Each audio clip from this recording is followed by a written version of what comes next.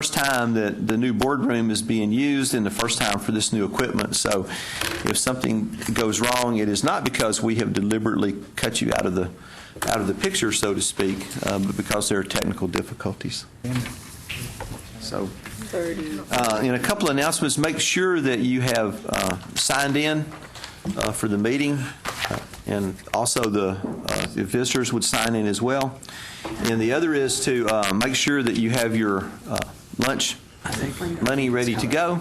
And for visitors, if you would like to eat lunch, there are envelopes at the table over here next to the projector that you can take. And make sure that you put your name on the envelope, and then, and more importantly, make sure you put your money in the envelope. But you can also partake in of lunch with us if you want to then. Okay, and good morning, everyone. I was told that we need to remind everybody that these microphones are newly set up, so they are a bit sensitive, and please do not pull it close to you. They will work. Just leave it. Don't touch it. We'll be okay. As you can see around the table, there are some new faces here with us today because we're very happy that we actually have 7 new members joining our committee. So welcome to our new members. And 5 of them are able to join us today at our meeting. So we would like them to briefly introduce themselves, and so all of us can, make new friends and so on. So Larry, may I start with you? Sorry. I think we're going to interrupt because we have Commissioner Paredes with us, and if you'd like to just sit here. The commissioner has very graciously consented to take a little time out of his schedule, and I know he has lots of ways to use his time, to greet the committee and share some thoughts with us. Yes, thank you very much. First of all, I want to thank you for your service on this committee. Obviously, it's a lot of work, and it's very important work, so we very much appreciate what you're doing. The situation in the legislature, I'm sure you've heard all kinds of conflicting stories, is very unclear. I really don't have much of a clue about what's going on. We hear very conflicting versions of what the budget situation is like. The Senate has taken a very different view from the House. In a hearing at which we testified last week, Senator Ogden, who's chair of the Senate Finance Committee, said we don't have a cash problem in Texas, we have a cash flow problem. And he talked about $30 billion lying somewhere that the state could apparently tap. The House and the governor are still vehement about not tapping the rainy day fund, which at last count had somewhere around $9.5 billion in it, and it's likely to grow between now and the beginning of the next fiscal year. I know you don't like to see the gas prices go up at your neighborhood gas station, but it really helps Texas in terms of its overall budget picture. We the governor is been insistent that we're not going to tap the rainy day fund. I think that you can see why he's holding to that position. I don't know if that will be his final position, but you can see where he certainly wouldn't concede this early that we will tap the rainy day fund, because of course his whole point is to get state agencies and state entities to make basic structural changes, and if people feel that all they have to do is hold out until the end of the session and all this money will come flowing back, then why change anything? So obviously he believes very seriously that we need to cut government spending considerably. We need to diminish the size of government, and if he sticks to that position, then the outlook for higher education will be dire. I'm sure you've looked at the budgets and you know that we're experiencing somewhere in the neighborhood of 15 to 20% cuts in higher education, and that doesn't take into account the enormous enrollment growth that's occurred. The coordinating board is still arguing that we need to fund some portion of enrollment growth. We feel very strongly, and I know this is a subject of controversy at the campus level, but we feel very strongly we have a much better chance of getting some extra money for enrollment growth if institutions accept some form of performance-based funding. You probably know what our recommendations are. If you don't, I'm happy to talk about them in a minute. We're recommending changes in the Texas grant program so that we fund students who have achieved a relatively high levels first. We're not changing the need criteria, but we want students who are not only poor but have achieved a relatively high levels to be placed at the front of the line. We think we have a better chance to get funding for Texas grant if we implement that provision. It's very hard in a tough budget environment to make an argument for increased funding for a financial aid program that currently has a completion rate of 40%. So we feel strongly that we have a better chance if we say we're going to give the money first to the students who are most likely to succeed. If you look at the overall budget, I think it's pretty clear that we're clearly at a watershed moment in higher education, not only in Texas but around the country. It is not an exaggeration to say that we are fundamentally faced with a need to reinvent public higher education. The current model is simply unsustainable. Tuition and fees are continuing to rise, and state resources are continuing to decline. And Texas is a poor state. Family income in Texas is about $7,000 below the national average. And most of the kids, 50% of the kids that are coming through the educational pipeline, or not quite 50%, about 47%, about 47% of the kids that are in K through 12 now qualify for Title I benefits. They're poor. And that means that they cannot afford to bear the costs of higher education as in the current context. That's the context that you need to consider the governor's comment about we need to find a way to create a $10,000 baccalaureate degree. We have to find low-cost ways to deliver higher education. They may not be ideal. They may be strictly a combination of community college work with online work, but we clearly cannot sustain higher education in Texas with the current model. It's that simple. It's like looking at the national budget and trying to balance it without very significant changes in the structure of government. And it's going to require everybody's cooperation in this regard. We have to make some substantial changes in undergraduate education. As I think I've said to this group before, the evidence is pretty definitive that the way we do undergraduate education, particularly lower division education, isn't working.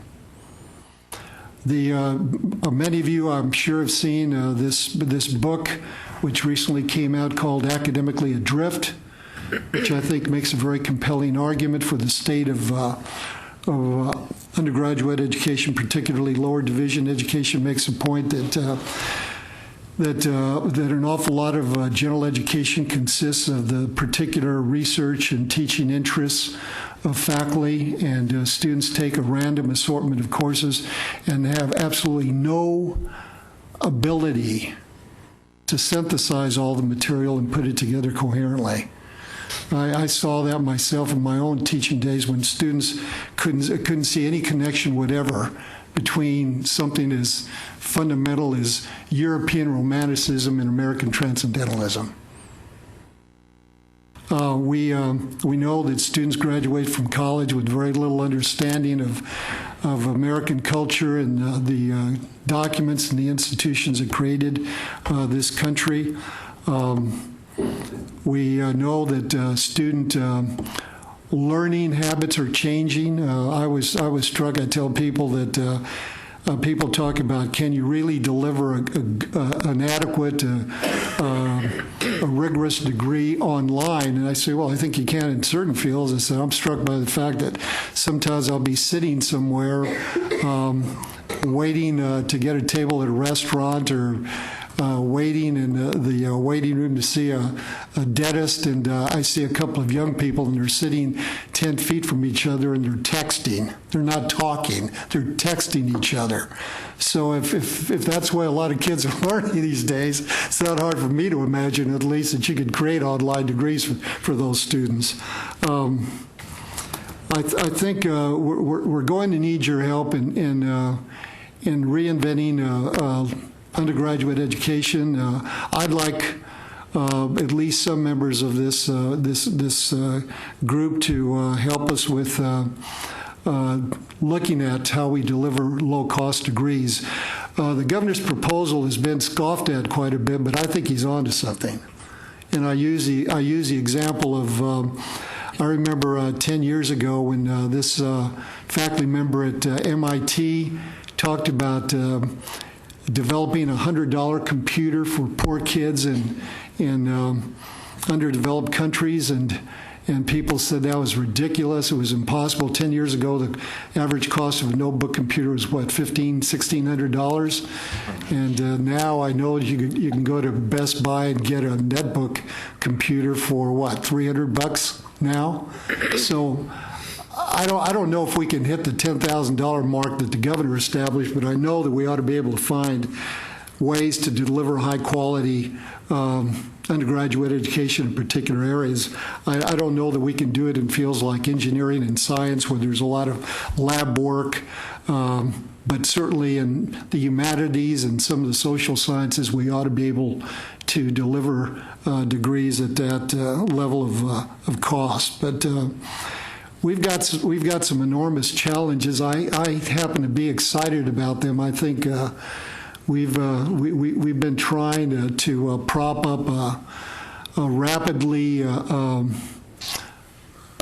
deteriorating model of higher education for at least a couple of generations. I'm always struck by the fact that we keep, you talk to president after president after president of both community colleges and universities, and they always talk about how their student bodies are primarily non-traditional. And yet the structure of universities and community colleges remains defiantly traditional. And so I think we're going to have to do a much better job of fixing some of these issues. As I say, we've got to inject more coherence into the lower division curriculum. We've got to make sure that students can write effectively, can communicate effectively.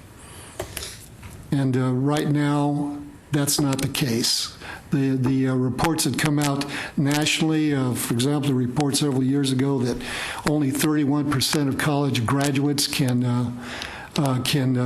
read critically at a level that's considered competent is an indictment of all of the work that we do. So I urge all of us to be more creative, more innovative, and to recognize that there's nothing sacred about the current models of higher education that we use, that they can be improved, they can be modified. When you have a 6-year graduation rate of Texas of 57%, there's lots of room for improvement. I point out that if you take UT Austin and Texas A&M University out of the equation, because those are the most selective institutions in the state, our 6-year graduation rate in Texas is under 50%. And I don't think anybody would dispute that that's simply unacceptable. The cost to the state, the cost to students and their families is simply enormous, and we have to simply find ways to deliver education, which is, after all, is the foundation of the economic viability of this state. We've got to deliver it much more effectively. So I'll stop there. I don't know if you all have any questions or comments.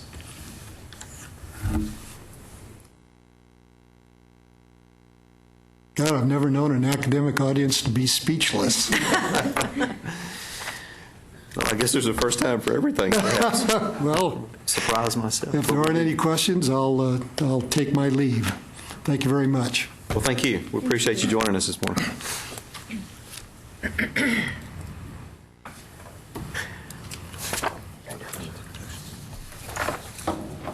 Okay, and thank you, Commissioner, for spending some time with us. And so we'll continue with our introduction. So Larry, would you like starting? Larry just joined us from UT Austin. All right, Larry Abram. I'm a professor in the kinesiology department in the College of Education at the University of Texas at Austin. And I'm currently serving also as Associate Dean in the School of Undergraduate Studies, which oversees the core curriculum on our campus. Thank you. I'm Reuben Walter from Tarleton State University. I'm a professor of chemistry. Thank you. I'm Dave Below, Texas A&M Corpus Christi. I'm an Associate Vice President for Academic Affairs, which generally oversees the core curriculum at Corpus Christi. And Joe Carroll, I know you're sitting in for Roberto today. Would you mind introducing yourself? I'm Jo Carroll Fabianchi from Alamo College's Associate Vice Chancellor for Academic Partnerships and Initiatives. And he is out for a couple of weeks, and so I'm representing him. Thank you. Welcome. I'm Terry Welch from San Antonio College, and I'm a counseling faculty, but working on articulation and transfer primarily. Okay, I'm Marianne Hopper, and I'm actually from St. Edward's University. I'm the Dean of University Programs, and that, again, is the area that developed, nurtures, and maintains the core curriculum. Hello, my name is Ricardo Solis. I'm VP of Instruction at TSTC in Harlingen. Okay. Okay, and at this time, probably everybody else want to introduce ourselves too, so our new members would know who we are.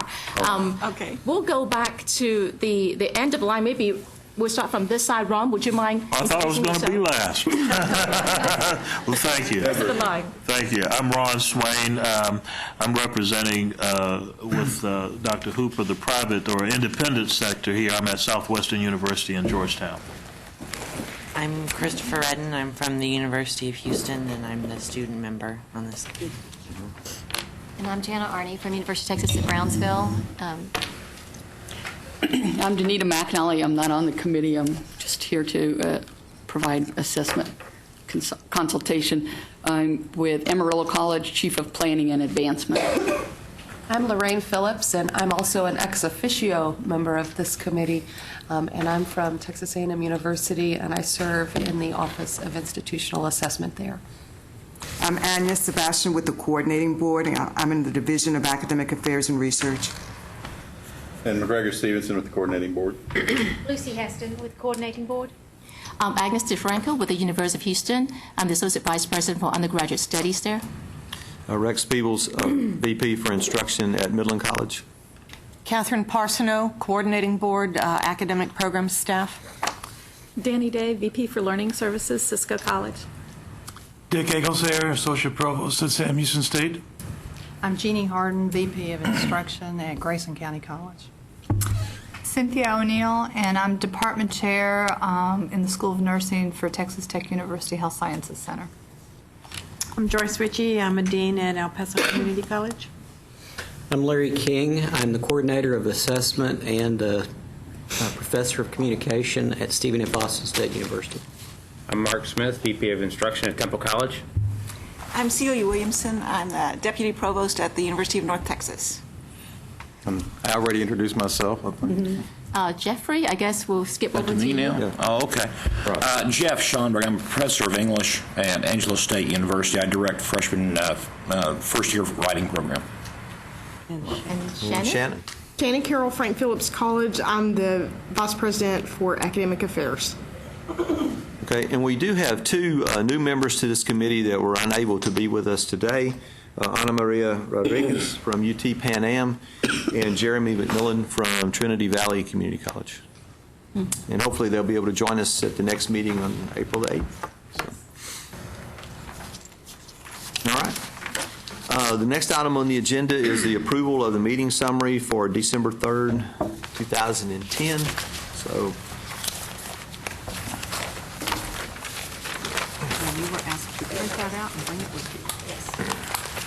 There are no hard copies of the minutes. If you would like some, I'd be happy to get those to you. So if you have those and can take a minute to look them over, then While you're doing that, Christine is coming around to collect your envelopes with your lunch order money.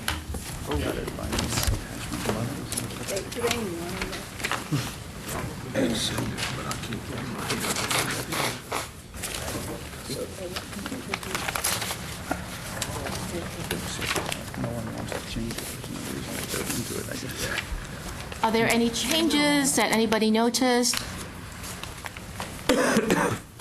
Move we accept the minutes as standing. we have a motion. Have a second? Second. Second from Danny Day. All right. All those in favor say aye. Aye. Any opposed? Thank you. Okay. That sounds good. Yeah. Okay.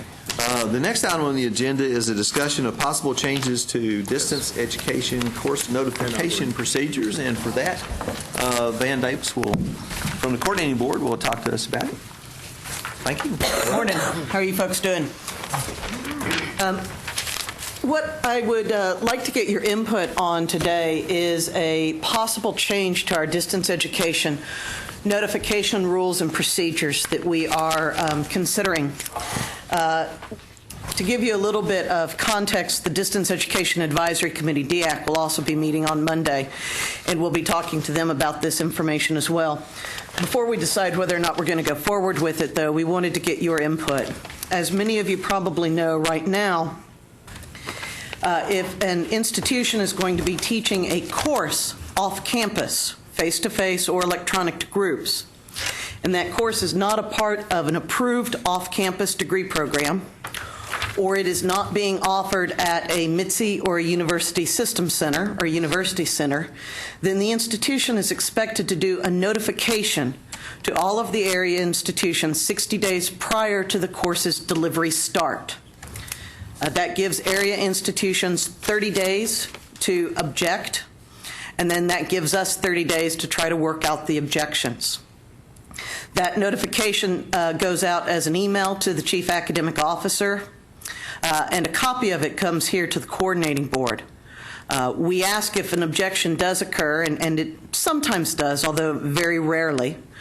We ask institutions to work it out between themselves, and if that's not possible, then the commissioner makes a decision.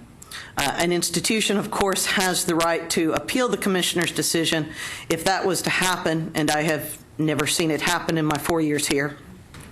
It would then go to the board at one of their quarterly meetings. We are going through and trying to find ways that we can streamline our policies and procedures as much as possible. And in the process, take as many burdens off of your plate as we possibly can.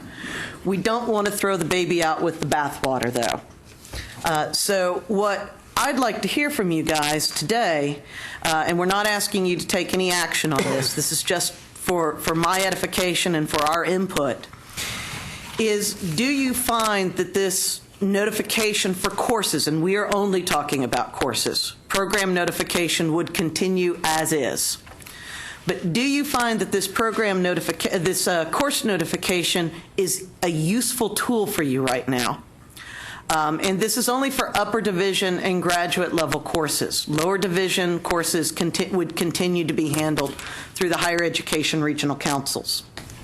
So the first thing is it useful? Second thing is, should it go away? And third, if it shouldn't go away, do we need to make any changes, or should I just leave things alone and go back to all of the other work that I have to do? Comments?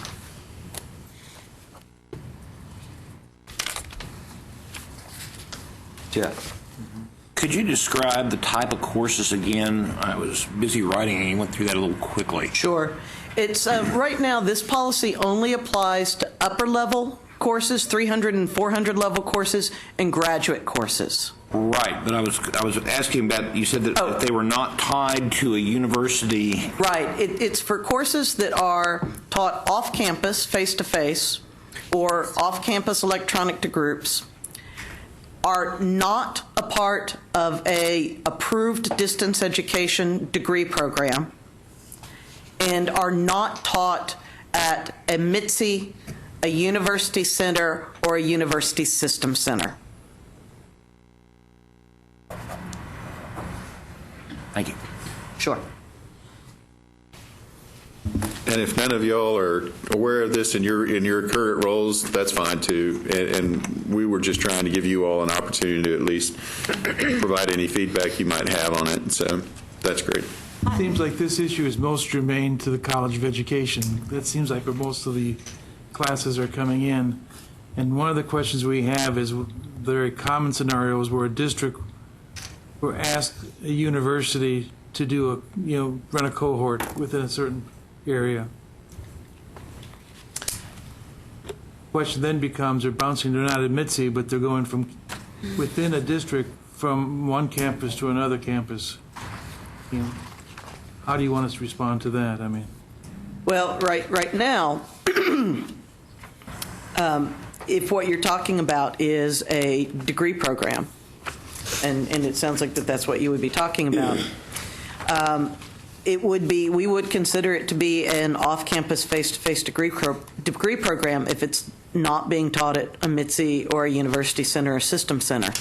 As long as it's below the doctoral level, and most of these are master's programs, that would be a program notification.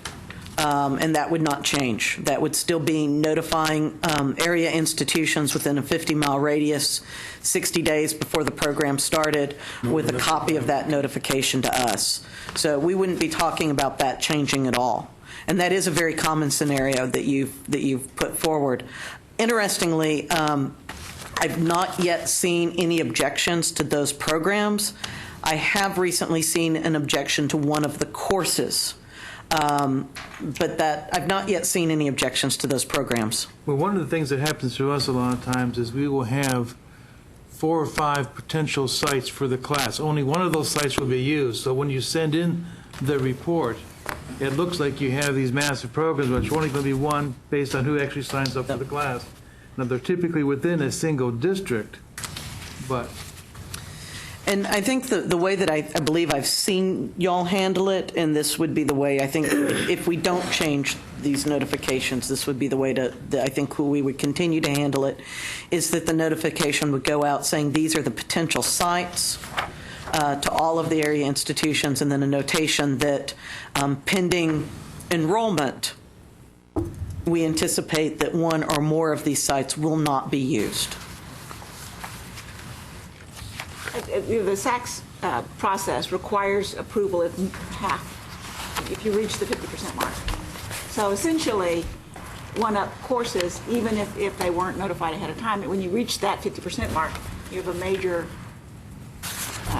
notice process that occurs and an approval process for SACS. In my opinion, the one-off classes is probably something that can be facilitated well without stepping on each other's toes without this notification. We hardly ever see anything other than the notice goes around and that's it.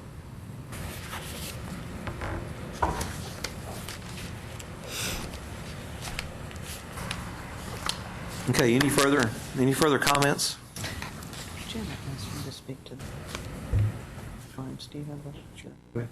The other thing that I got asked as I was coming in and thought it might be wise to share with folks is many of you may be aware of the new Department of Education federal guidelines on distance education.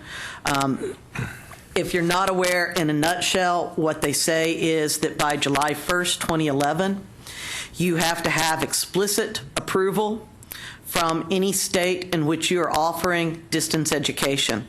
That includes online, and it includes states where you do not have a physical presence. Unfortunately, every state handles it differently, as I think some of your distance ed folks have discovered. There is not much unfortunately, that we can do right now except offer our sympathies. And when you do run into questions or if you run into problems, please email me or contact me. As much as I can, I'll help you. I'll help answer questions as much as my abilities are. I do think at this point it's very important for us to know if you're running into problems with certain states so that we can see if there's a pattern emerging, and then see if there's some way that some of these discussions are starting to happen nationally amongst the SHEO officers. Some of them are beginning to happen regionally within the Southern Region Education Board. And so as much as information as you can give us about what your experiences are, those can inform the discussions, the national and the regional discussions that we're involved in.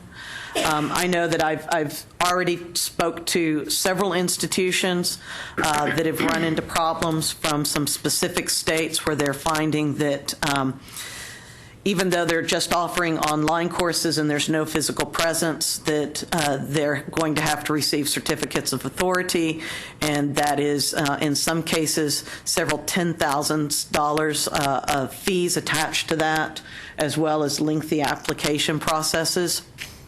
My sense from looking at what other states are doing is that that's unusual, that most states are, if you're a regionally accredited institution and you just have an online presence and there's no internship or practicum, no face-to-face instruction, no permanent agent in the state, I believe most states are erring the direction that I think we're going to go, which is to waive authority and send you a letter saying that as far as they're concerned, you're okay.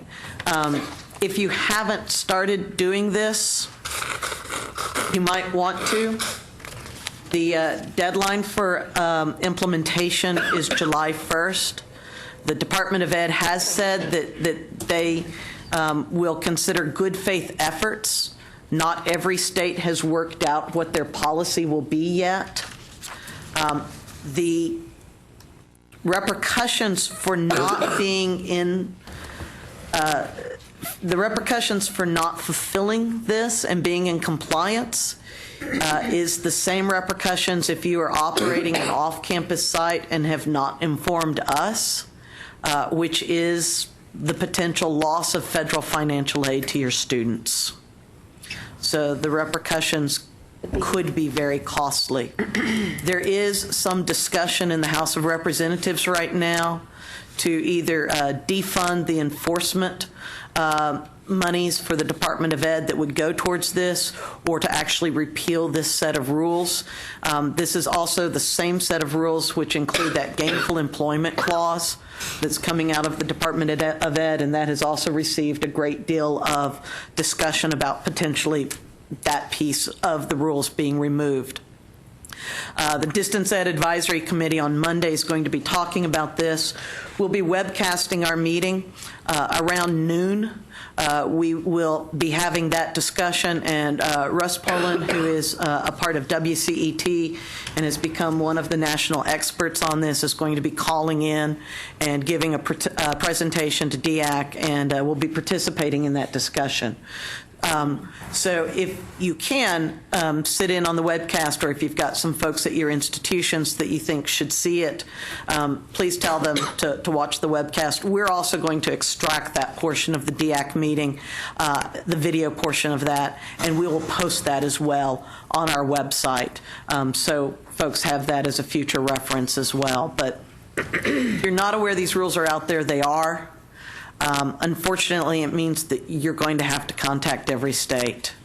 And please, again, if you've got questions, let me know. If you run into problems, please let me know, so we at least have an idea of what's going on and can be involved in a knowledgeable way in the national and the regional conversations that are starting around this. And the DOE got plenty of feedback suggesting that they not implement these rules, but unfortunately they decided to go ahead and do so. Jeannie? So that's if we're offering any distance class? Yes, ma'am. Okay. And where do we find this information? They are, it's in the Federal Register. They're the Department of Education rules that were enacted at the end of last year. WCET in Wichita actually has a really good website up. If you email me, I'd be happy to forward that site to you. Why don't you just email it to Lucy, and Lucy will send it out to this whole group. And their site actually includes the language from the Department of Ed. It includes the webcast, an archived webcast of a discussion and webinar that they had at the end of last year that explains the rules a little bit more. And it also includes it's still in draft form, but it also includes a list of the contact person at each of the 50 states. Van, can I ask you a question just so I'm clear? My understanding was that this applied only to distance education courses for which students from another state were enrolled. Enrolled, correct. So if you're offering online courses that are only being taken by students in Texas, it's not an issue. It doesn't matter. But if you've got one student enrolled from Kansas, you have to get approval to operate in Kansas. And of course, the challenge, I think, as all of you know, is that you never, if you're opening up your distance ed classes for everyone to take, you never know from semester to semester who you might have enrolling. And I do believe that there are a number of institutions that are just trying to get approval from all 50 states. I know that I've talked to somebody from at least one Texas institution who, based upon the responses they got from a few states, have decided they won't pursue it, and therefore they will not admit students from those states into their programs. Okay. And that is your right to determine that. I have a question. If someone is like enrolled in El Paso Community College, but they're military and they go somewhere else, but they're still enrolled in Texas, that doesn't apply, does it? No, ma'am, it does not. Yes, okay, thanks. You would be safe. Okay, thanks, because we have lots of those. Yes, I imagine you do. And that would be a nightmare. No, you would be safe. This would be for people that are considered residents of another state and have not been doing and are not enrolled in any sort of face-to-face instruction on your campus. Gotcha. Thank you. All right, sorry to have been the bearer of bad news. Well, thank you. Great, thank you. Yeah.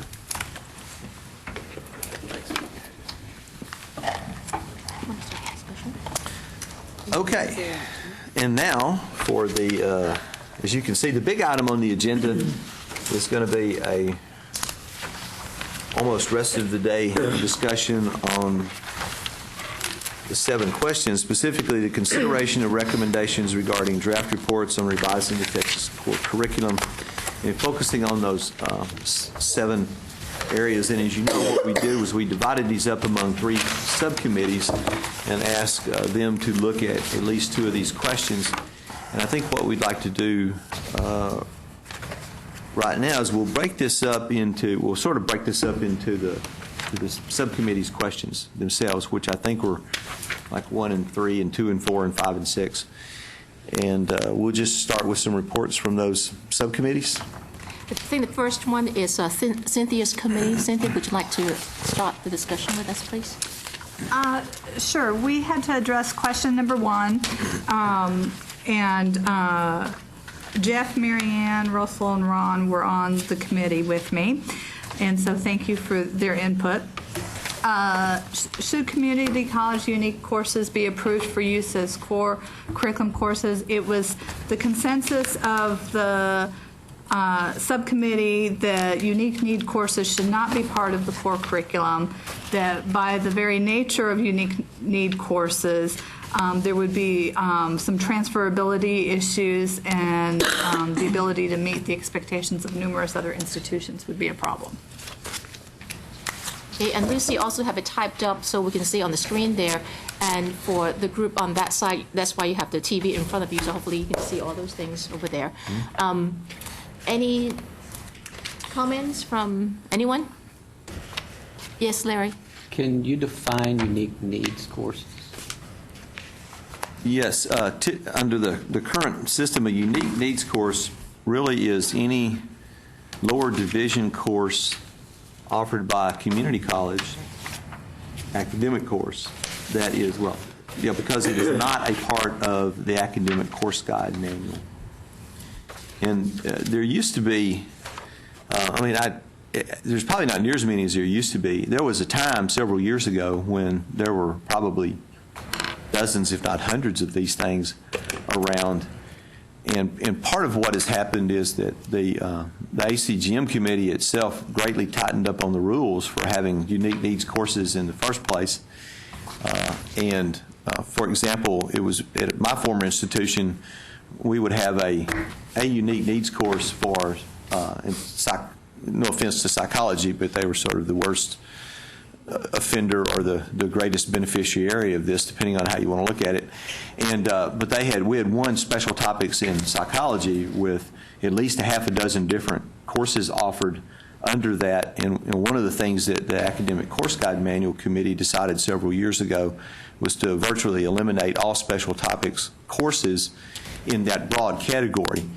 Colleges were free to come back and ask for unique needs courses on anything they wanted to, but that inventory has gone down dramatically. And then under the current rules, you have to have at least 2 four-year institutions explicitly state that they will not only accept the unique needs course in transfer, but they will also apply it to a degree, which cuts down on the applicability of these courses to a great extent. Or you can have one institution if it is part of a formal articulation agreement between, say, a community college and a four-year institution.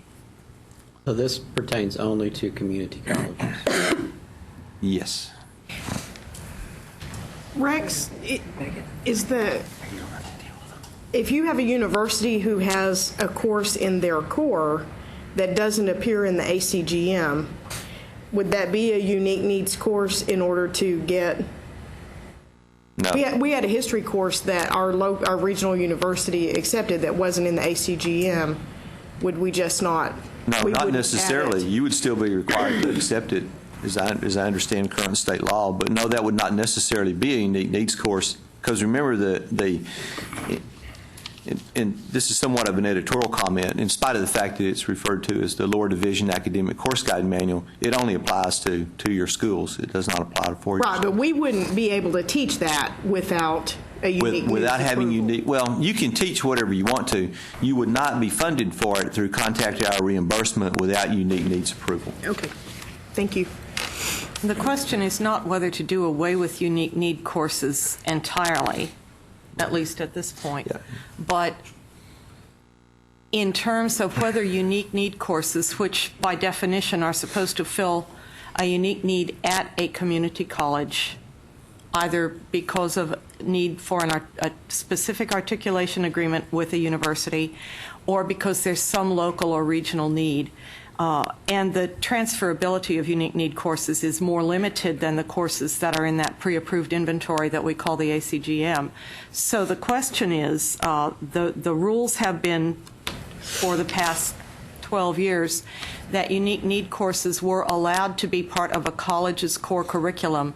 What that did was essentially promote them to being universally transferable, and institutions that maybe didn't offer that course or had no need of it are required to accept that if it's a core course. So the whole question is not should there be unique needs courses for this discussion, it's should they be part of the core.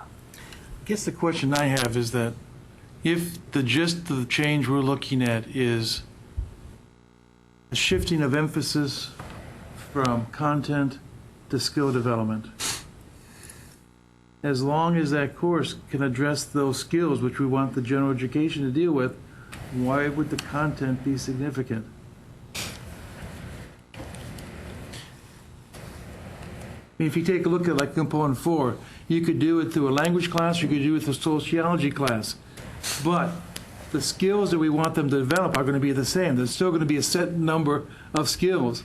So if you have at the community college level a course that's been designed that's going to address and measure those skills, is that going contrary to the change we're trying to make here by putting this rule in?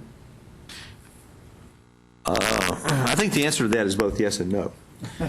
I mean, I can equivocate as well as anybody can. Because I think on one level it does, but on another level, remember that part of what the core curriculum is designed to do is also to provide a transferable and applicable block. And I think the issue of addressing the core objectives could be met by both courses that are found in ACGM and by unique needs courses. I guess my then question about it is what does that do to the applicability of those courses to a student's major? And I think that's where we run into a lot of difficulty and why the discussion came up in the first place, I think, of not having in there. But I think what we should do is allow the subcommittee to give us a little bit more. If you would, Cynthia, give us a little bit more, if you can, some of the rationale behind the recommendation that you've made.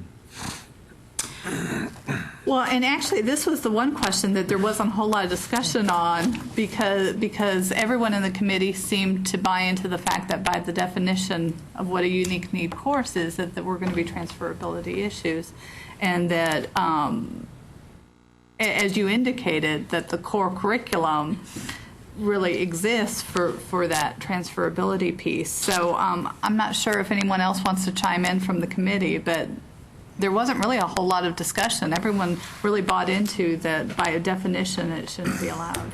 Mark? I'm not actually on the committee, but this isn't preventing an institution from transferring. It's just making it so that they are not obligated to transfer to the course. Is that correct? Oh, absolutely. A four-year institution always has the option of accepting any course or courses that they deem applicable to their majors or whatever. Right? Yeah, that's what I thought. Okay. Jeff? Okay, I was a member of the committee, and thanks for doing all that, by the way. One of the things that we did do, as you said, everybody kind of looked at that name, unique need. And that name seemed to indicate to most of us, I think, that there wasn't anything there that either was transferable in terms of that uniqueness or its ability necessarily to be able to meet any of the course outcomes or the core outcomes that we've already decided on. The very notion that it was unique put it somewhere outside of the boundaries of that. And also keep in mind, too, that the way the unique needs process works is that if there's a course that's been on the unique needs inventory for some time and being used, and especially if it becomes used by more than a couple of institutions, then there are mechanisms for then having that course presented to the ACGM and the Texas Common Course Numbering System for inclusion. And that has happened in the past, that a course that started out as a part of a particular program, then at some point other schools adopted it, became more of a regular curriculum, if you will, and then became a part of the ACGM. It doesn't happen, it's not real common, but it does happen, and there are those mechanisms for it to get in there. But again, the point that we need to address here is then, do we want to make unique needs courses a part of, or allow them to be a part of the core curriculum? I have a question, because I'm not very familiar with this. In current practice, are unique needs courses included in the core in specific component areas or across all of the components? It depends on the college and their particular set of approved unique need courses, and then what the college selects and affirms as suitable for core.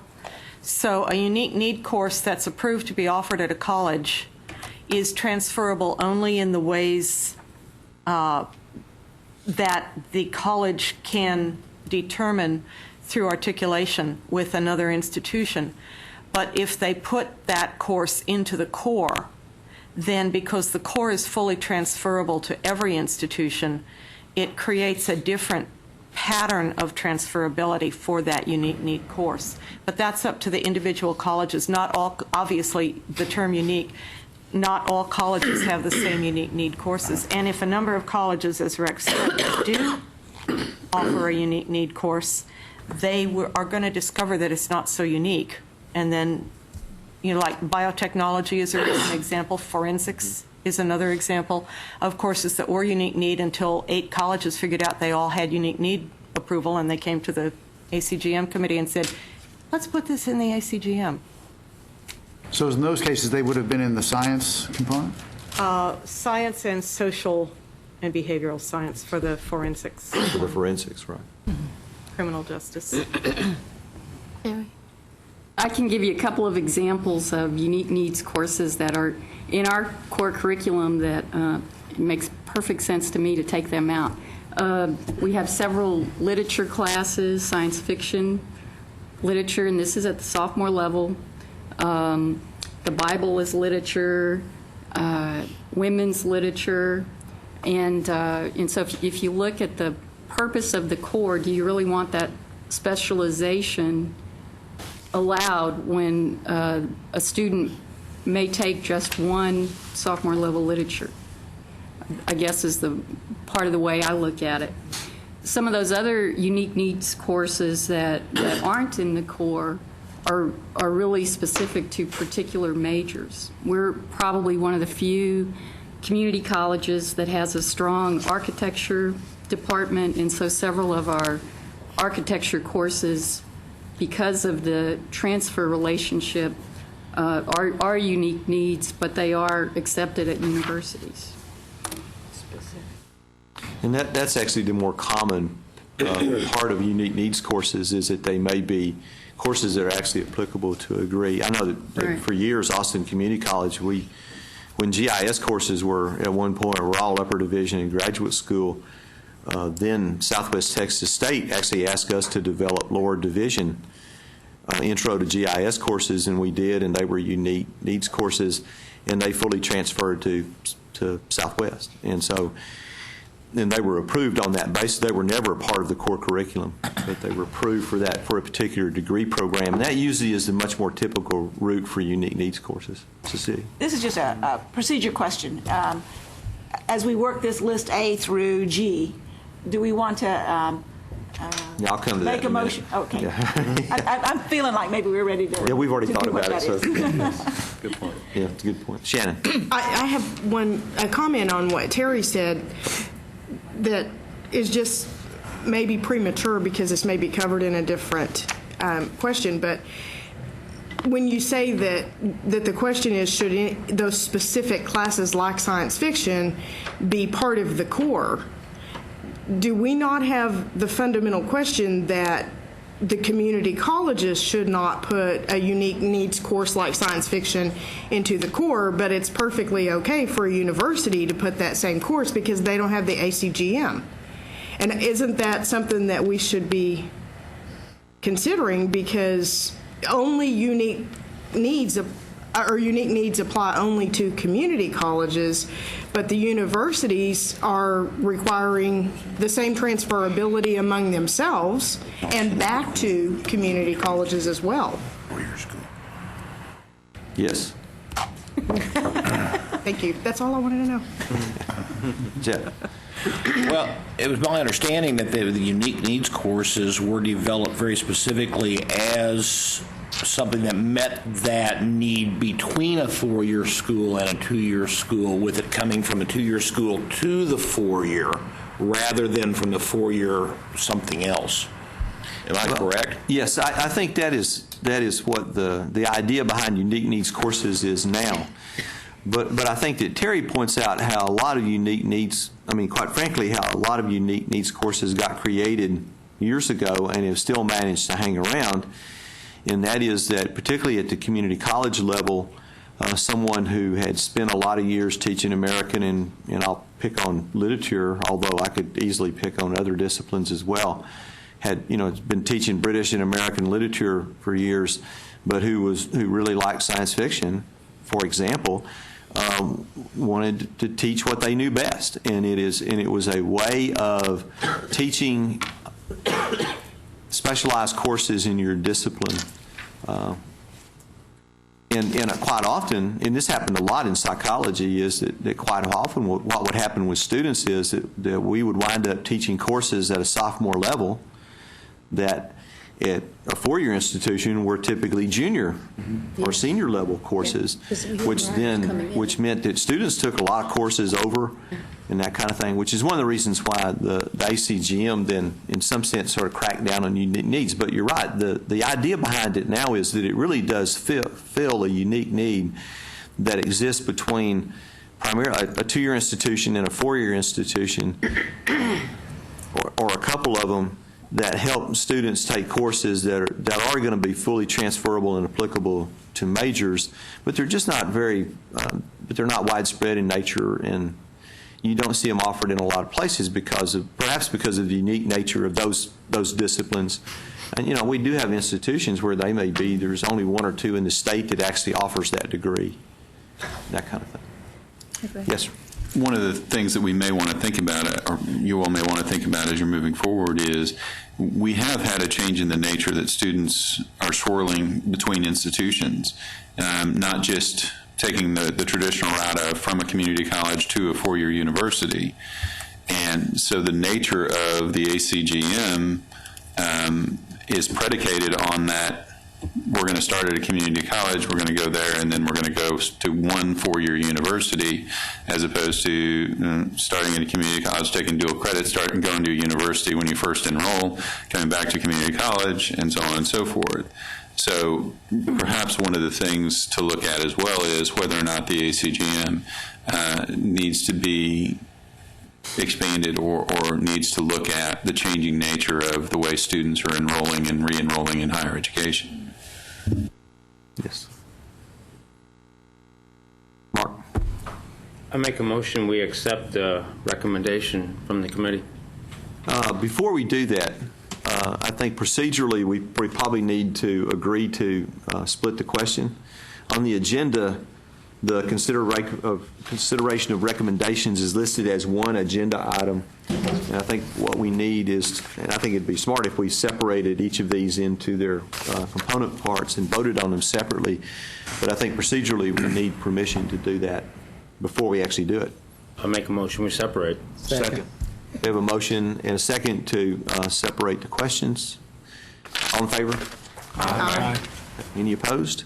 Okay, thank you. Now we'll go back to your motion. Make a motion we accept the recommendation from the committee. Second. Second. Okay, have a motion and a second. Ready? Any further discussion? All those in favor say aye. Aye. Any opposed? Okay, thank you. You want to take this second? Okay, the second one has to do with the maximum number of semester credit hours for the institutional core curricula. And Danny's group has that question. So Danny, would you share that with us, please? Well, first of all, it was Celia, Shannon, Dick, Agnes, Danita, and Jana. All of us together had a wonderful group, and everybody was willing to participate extensively. So, and I also want to point out that we made a recommendation. It does not say on here that we were all in 100% agreement about everything, but we decided as a group to recommend that it be 42 semester credit hours and not the up to 48. A lot of the conversation related to the issues of applicability and transferability, and so the recommendation includes the stipulation that emphasis be placed on careful advising and other measures that facilitate transferability and applicability of courses taken both for core requirements and degree completion, because that really impacts students a lot. Okay, that's a summary. Comments, discussion? Okay, anybody else from the committee want to chime in on that?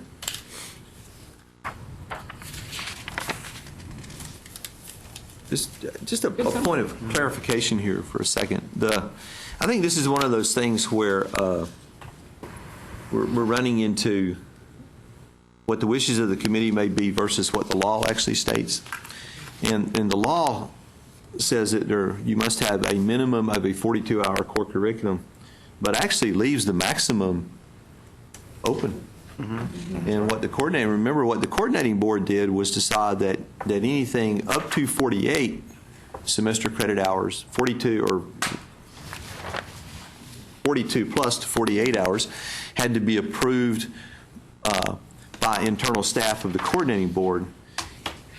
Anything beyond 48 would actually have to go to the coordinating board itself for approval. And so I think what we may really be recommending here is that a change in those rules that might suggest that the minimum of a 42-hour core curriculum be approved by internal staff. But if you want to go beyond that, it requires, we might recommend it actually go to the coordinating board itself, because under the current law, institutions are allowed to request a larger core curriculum if they want one. And McGregor, Catherine, please correct me if I'm... Up to 48, right? Okay. The proposal eliminate that? Or are you just recommending 40? It was just a recommendation that 42 be considered the maximum to be approved by the coordinating board staff. And one of the reasons we did that is also looking at what is happening in the state of Texas, that the majority of the institutions, and again, Catherine and Mike and Lucy correct us, that most of us are having a 42-hour core. And when it comes to transferability, when some students come in with a 48, some with a 42, and we're trying to get them out with 120 hours and so on, it is easier if everybody has the same number of hours, because again, we're looking at the transferability. So it's Joyce and Cynthia had their hands up. I just wonder if anyone's going to find problems with that, because 4-hour science classes, some have 4 hours in science, and some of those classes are 4 hours and some are 3. And well, right now it's 36 hours mandatory, which 6 hours of science, but you still have 6 hours of institutional prerogative. So like we have a 4-hour science class, but that comes out of that institutional prerogative for still within the 42 hours. okay, because I don't think that we've decided yet on the institutionally designated area, and I noticed that it's singular, so that would be the only option. No, and actually we have decided on that. I think we voted on that in the last meeting, I believe. Okay. About the 36 hours, essentially 36 hours taken from Chart 1, just as it always has been, and the additional 6 hours would be taken from a variety of areas. Okay. Celia? Cynthia, I'm sorry. Cynthia, I'm sorry. Well, and Agnes, you addressed my question to a certain extent. I was going to ask how many institutions have beyond the 42 or even beyond the 48? So the last time Lucy and I did a census, 74% of all colleges and universities that have approved core curricula were between 42 and 44 credit hours. So about 26% were above 44. Okay? And that number has changed in the last 5 years.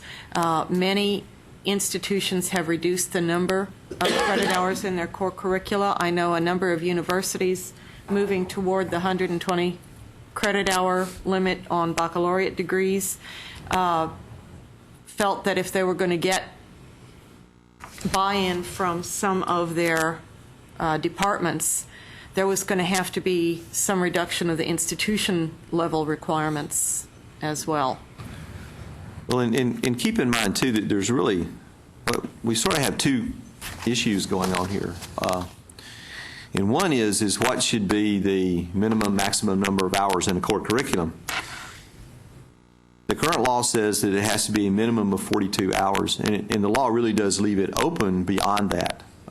It is theoretically possible for an institution's core curriculum to be 120 hours, if approved by the coordinating board to be so. Now, kind of hard to imagine that actually happening in practice, but it is theoretically possible. So one issue is do we want to recommend as a committee that the law be changed to not only a minimum of 42 but to a maximum of 42? But that would require legislative change, and as we've talked about in here before, and for newcomers, we've sort of split this whole process of core revision into two phases. And phase one is what is it possible for us to do under existing legislation. And so to date, all of the recommendations that we have voted on and passed have been things that we could do within existing legislation. And then phase two would be to come back at some point in the future and look at those things that would actually require legislative change.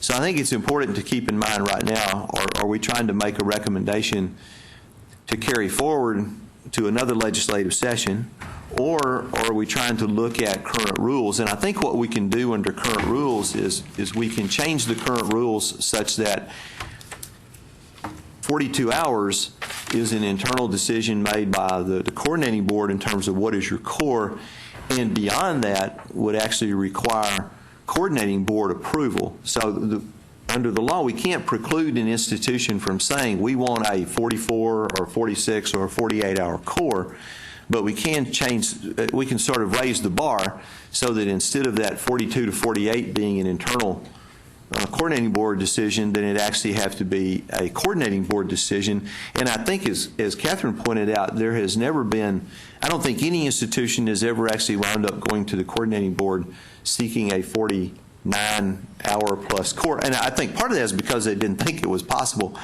but that's okay. And if I can just add one point, I think you're absolutely right, Rex. And I think that the coordinating board, if it was the will of the coordinating board to cap at 42 hours, all they would have to do is change the rule to say the coordinating board will not accept a core curriculum in excess of 42 hours, and then they wouldn't have to consider each application individually. And I think that in terms of, there was some discussion at a previous meeting about, recommending to the coordinating board or the legislature to look at a 36-hour core, in some way eliminating the institutional option or giving that option explicitly back to the institutions. And I didn't know whether that was something that you all had voted on. I couldn't remember. No, we have not. We had not voted on that, but again, I think that's because that may be something that there was at least a great deal of sentiment for something like that on the committee, but it was also one of those sort of phase two decisions that we had decided to kind of table until a future date. Celia and then Mark. In light of this conversation, I think maybe we need to clarify just a little bit the recommendation.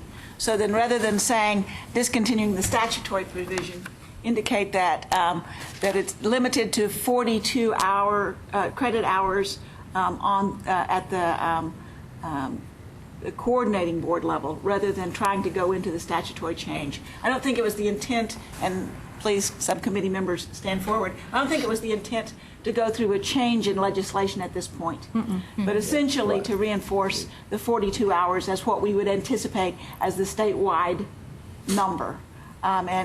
So we may need to clarify that in regard to the motion itself, and just indicate that what we're recommending is a coordinating board level cap at the 42. So I would like to make that motion. We can certainly continue beyond that, but I'd like to make that as the motion on the floor. Well, I think we actually have a motion on the floor. No? No. Couldn't remember. Thank you. So it's appropriate for Celia to make the motion right now? Yeah. So Celia going to make the motion to say that the curriculum be limited to 42 hours at the coordinating board level, but cross out discontinuing the statutory provision of any additional hours. Yes. Okay. So that's a motion on the floor. Is there a second? Second. A second? There's a second. Can we still have Okay, further discussion? Okay, I'd like, Mark, I'm sorry, or Larry, please go ahead. I'm so sorry. At this point, I'm quite confused, because we got an explanation from Rex that didn't match what's up here. Now, at this point, the motion is 42 hours, and there's no consideration for anything above 42 hours? That's what they said. Is that what the motion is? Yes. I would oppose that. Right. Mm-hmm.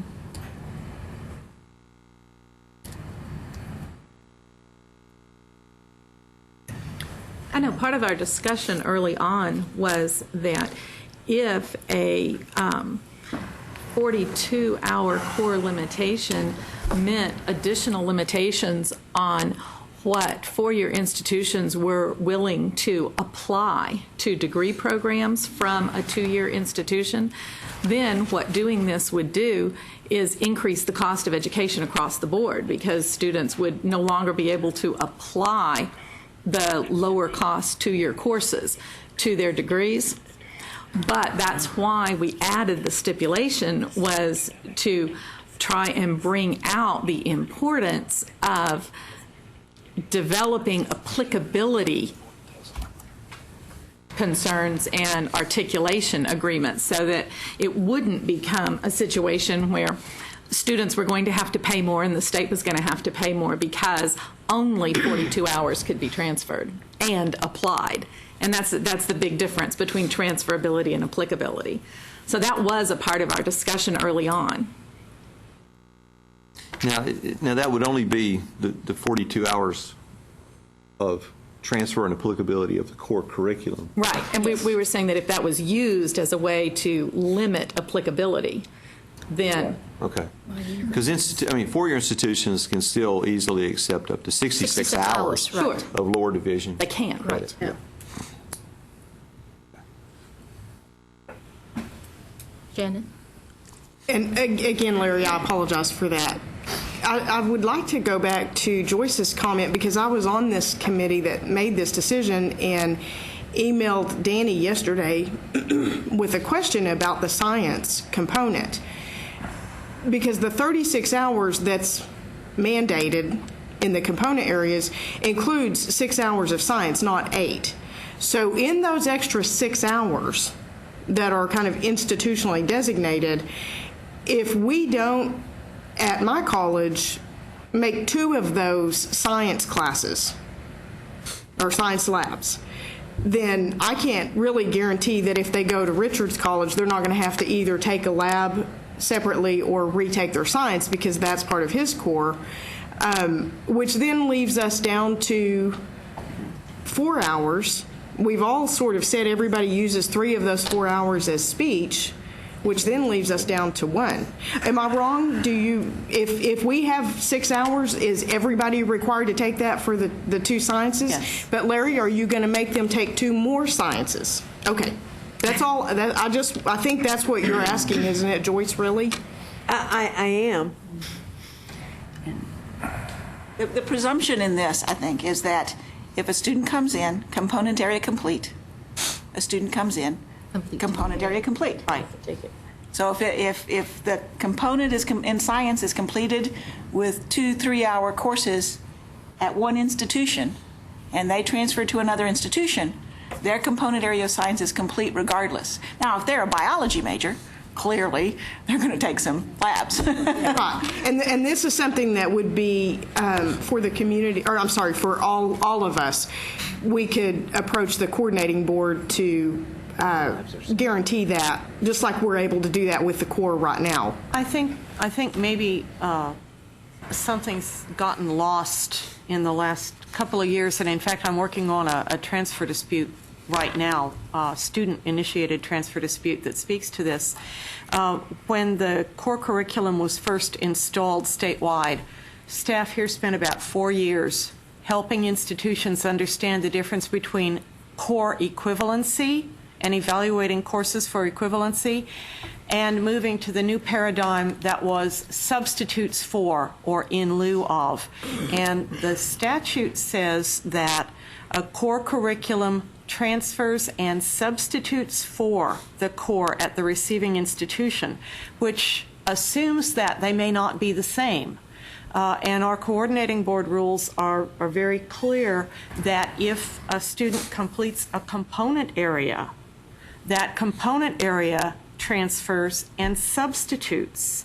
So several of the transfer disputes I've had to kind of help resolve recently have been the result of some institution or other kind of losing sight of this whole thing and trying to go back to a course for course equivalent, that if it's not in, if Humanities 1301 is not in our university core curriculum, we won't accept it and you have to take something else. And that's illegal. What does happen, though, sometimes, if you come in with 6 hours of science, we accept you as being science complete, that component, but you still have to have a 42-hour core. And then we have some type of leeway in terms of what will be substituted, bringing up to the 42 hours based on what we offer as a core, but there's not, you have to take another science class to make it there. I mean, But if a student from one institution comes in with their 42-hour complete at institution A, then it's complete with you, and the science, if they're not unless they're a science major, has no bearing at all. even if they're a science major, they're complete. They just have major requirements at that point that may differ, you know. Do you have any programs that aren't science related that have major requirements of 8 hours of science? Well, we have our, you know, Bachelor of Science degrees, like in psychology, for example, that have 16 hours of science, but we can work around that. The deans are pretty, that's an institutional decision at that point, you know. Yeah, because then it becomes a major decision, not a core curriculum decision. Jeff? And thank you very much. No, I think we're running into a danger of confusing core requirements with degree plan requirements. And I think those are two very different things. So let's just keep that sense in mind. Yeah, because I think part of what's happened here is exactly that, and that is that in constructing a 42-hour core, Chart 1 says 6 hours of science. But at my institution, for example, there are no 3-hour science classes. They're all 4-hour courses with lab components required. And I think that the thought has always been, then if you have 4-hour science courses, then somehow that extra 2 hours has to be put into your course somehow. Well, but it doesn't necessarily have to be put into the core somehow, because they're still going to transfer as 4-hour courses. Then it's really the student that takes a 3-hour course that is more likely to run into transfer and applicability issues on the other end than it is the student that takes the 4-hour courses. Now, granted, if you're a biology or a chemistry, you know, if you're a biology major and you take a biology sequence for non-majors, and then you decide to be a biology major, you may very well be required to go back and pick up the sequence of biology for majors. But again, that's not a core issue. That then turns out to be a major issue. And one of the things that we've often discussed in here is that while we can help students with their applicability of courses even a great deal sometimes, there's not a whole lot we can do about the student that decides to change majors. Right. You know, so if I started as a history major and took biology for non-majors, and then I get to be a junior and decide I want to major in biology now and be pre-med or something, then I'm going to have to go back and take courses, and there's really no way that we can address that issue as a state or as a committee. That really is something that's a decision made by the student to do, and I don't know how you fix that without a major, and I would argue not only a major impact on majors, but also a detrimental impact on majors as well. Any organization that tries to keep 18-year-olds from changing their mind is probably really moving uphill. I think just getting them to make up their mind on something in the first place is... I don't wish to foreclose conversation, but knowing the list is long, looking around, maybe call the question. Okay, the question is called, so... We have to vote on it. Vote on it. Okay, the question has been called. That does require a vote, by the way. So all those in favor of calling the question, say aye. Aye. Aye. Those opposed, say no. Okay, so the original motion was... Changed it this What was one. the original motion? I think, was it to accept the recommendation with the change? As amended. Identified? Okay, which we have up there? Lucy. Okay. All right, so we have original motion and second. So we'll vote on this amended motion, and all in favor? Aye. Aye. Opposed? Aye. Aye. Okay, 2 opposed. Okay, just two opposed. Wait, let's do, all those in favor, raise your right hand, please. Let's get a count on this since we have some opposition.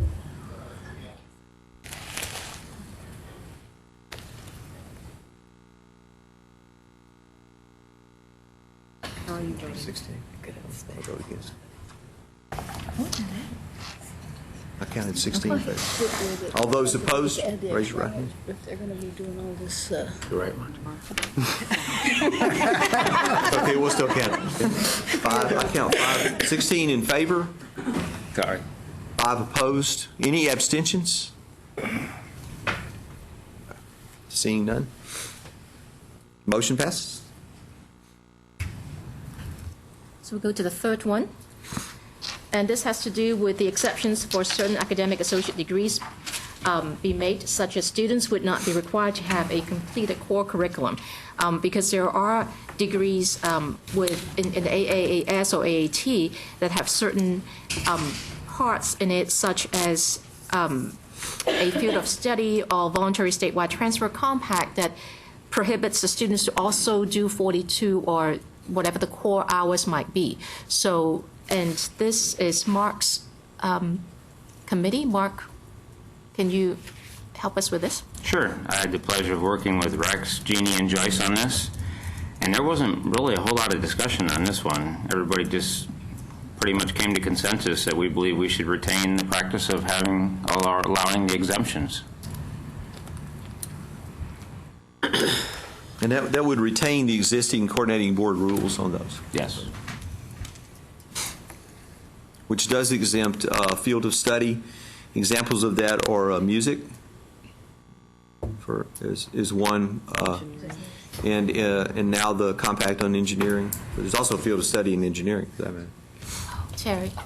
Isn't the AAT in a way a field of study? Well, but the AATs actually have the full core curriculum embedded in them already. Yep. So in that sense, they're not really a part of this exception. Some field of study curricula are brief enough that they also allow for the possibility of the full core curriculum being completed within the semester credit hour limit. And that's true in the AAT degrees, but also things like communications and criminal justice, for example. Was there any discussion? Business as well. Was there any discussion in your group about requiring the field of study courses to cover the component, not the component areas, but the objectives of the core curriculum? Because if we really feel like those objectives are important and necessary, it seems like by doing this without adding a requirement that they cover them.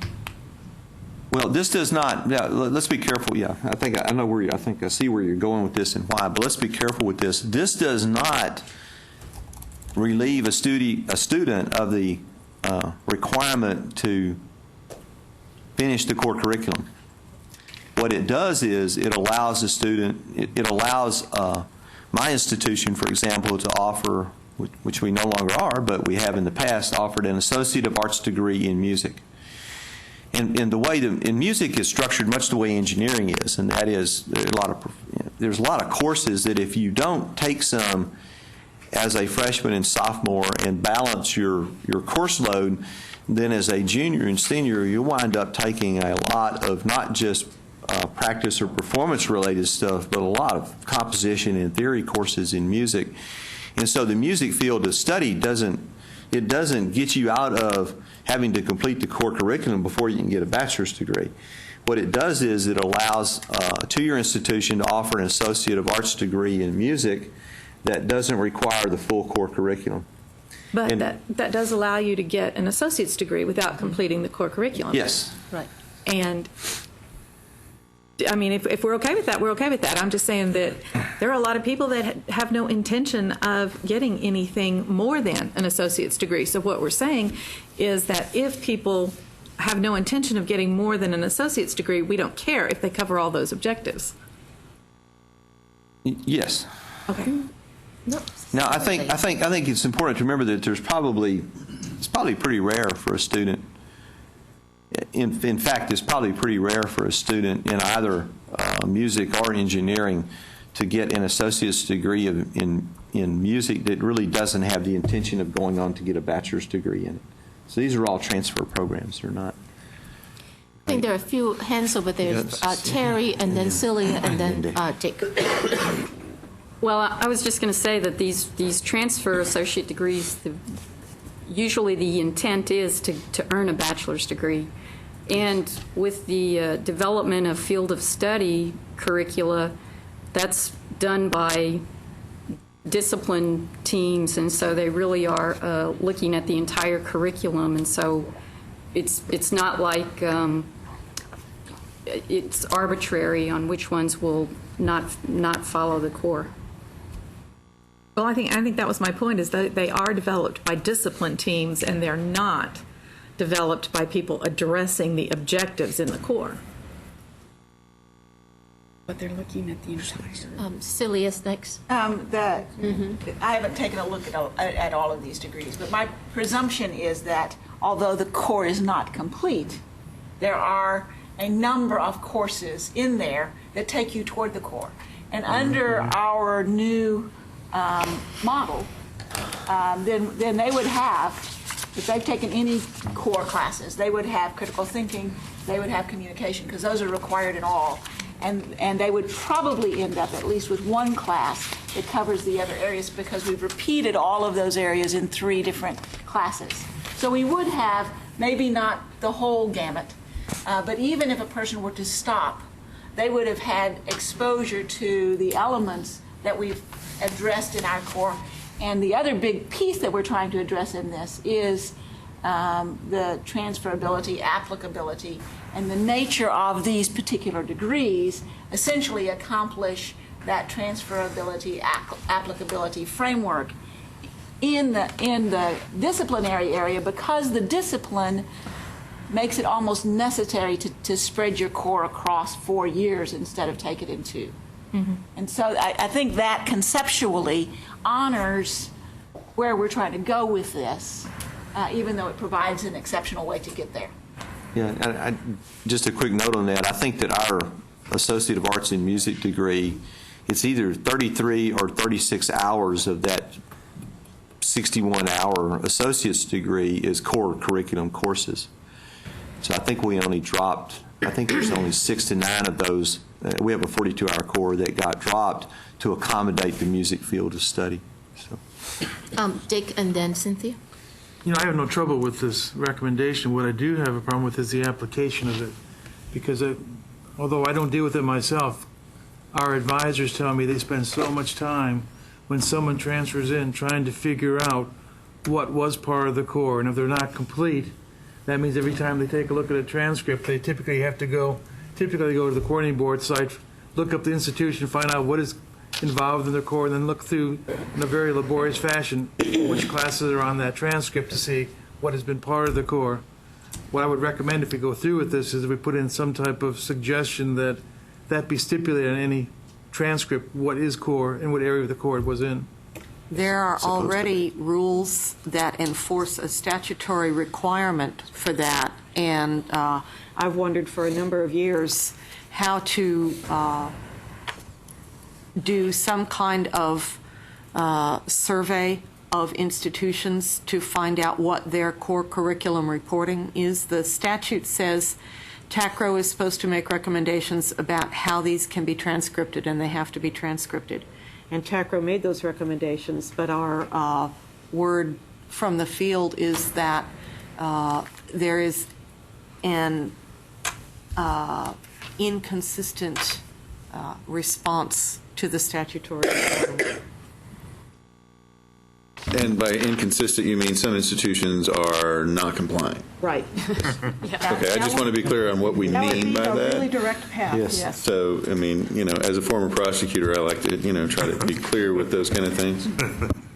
One of the concerns about requiring a completed core curriculum for an associate degree is that there's no statutory requirement for that. That is strictly a coordinating board rule.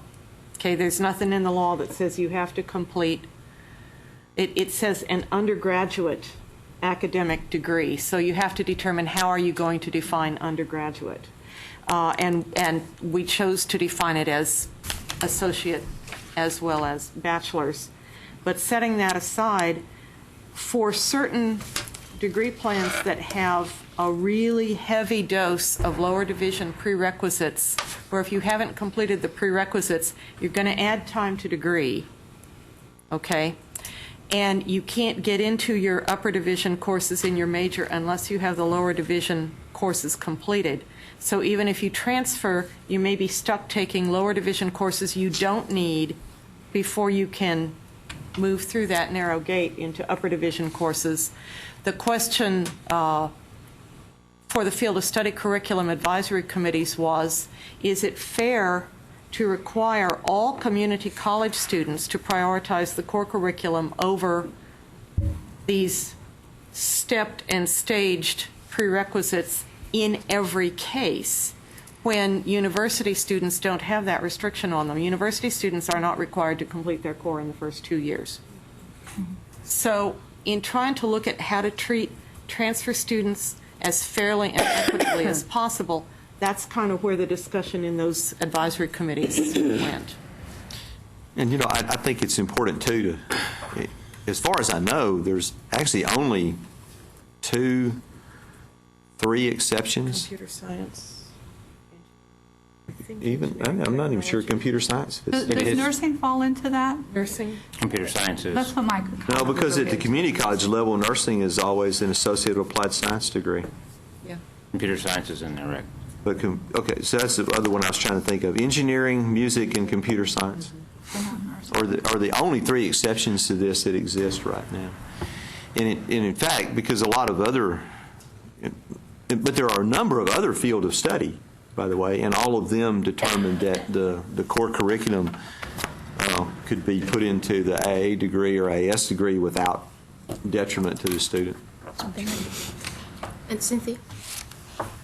I'm certainly in favor of being able to grant exceptions. I just have misgivings about assuming that if someone's getting an associate degree, that they're going to be going on in a particular field of study, that we're making that automatic assumption that someone in music is necessarily going to go on, or that someone... Well, and it is an assumption, but at the same time, as someone else pointed out, all of those things were created with the whole notion of transfer in the first place, and that at the junior college level, so to speak, there has long been the assumption that that's the first 2 years of a 4-year degree in the academic stuff. And in fact, that side of the house is often referred to as the academic transfer side of the house, because all of those things are geared toward transfer. And just a little side note to that, my own institution, and we did this primarily because we were in hot water with SACS, but although I hope nobody out there hears that. Certainly no one from SACS hears that. Too late. But it's perfectly legitimate what we're doing, by the way, and that is that we've actually eliminated most of our Associate of Arts and Associate of Science degrees, and therefore they're no longer programs. But we're still going to have recommended degree plans, and we're going to call them transfer guides or something like that, because that's really the purpose that they serve for probably 70% of our students. So. Joe Carey, did you have a... I was just going to agree with Rick. We're doing the same thing. We've had many degrees, AA and this and AS and this, and we're going to one AA, one AS, and giving some emphasis areas where we know that they'll transfer. But yeah, I think that's where we're all going. And the coordinating board, I think, really recognizes only an AA and an AS. So we're just getting back in line. Thank you. Larry? I have a question and then a comment. It sounds to me, is it correct that it's the case that these defined exception areas are automatic? Or does an institution, if they have to petition for an exception as they propose a degree program? Well, they're automatic under coordinating board rules currently. So then are there any guidelines when that exception occurs as to what would be in the core, or are they completely free to decide how many core courses they would include in that program? They're free to decide, but on the other hand, the field of study for each of those things is defined.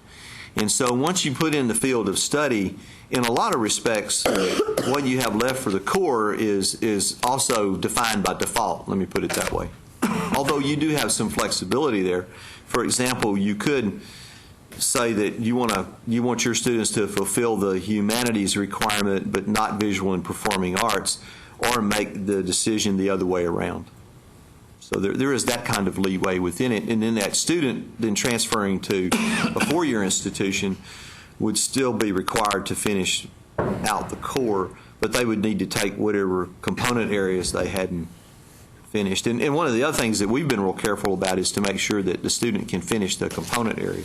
So if our component area requires 6 hours of humanities, for example, so we wouldn't split that up. We would either have the 6 hours of humanities in it or we wouldn't, so that the student wouldn't run into that kind of issue at the next level.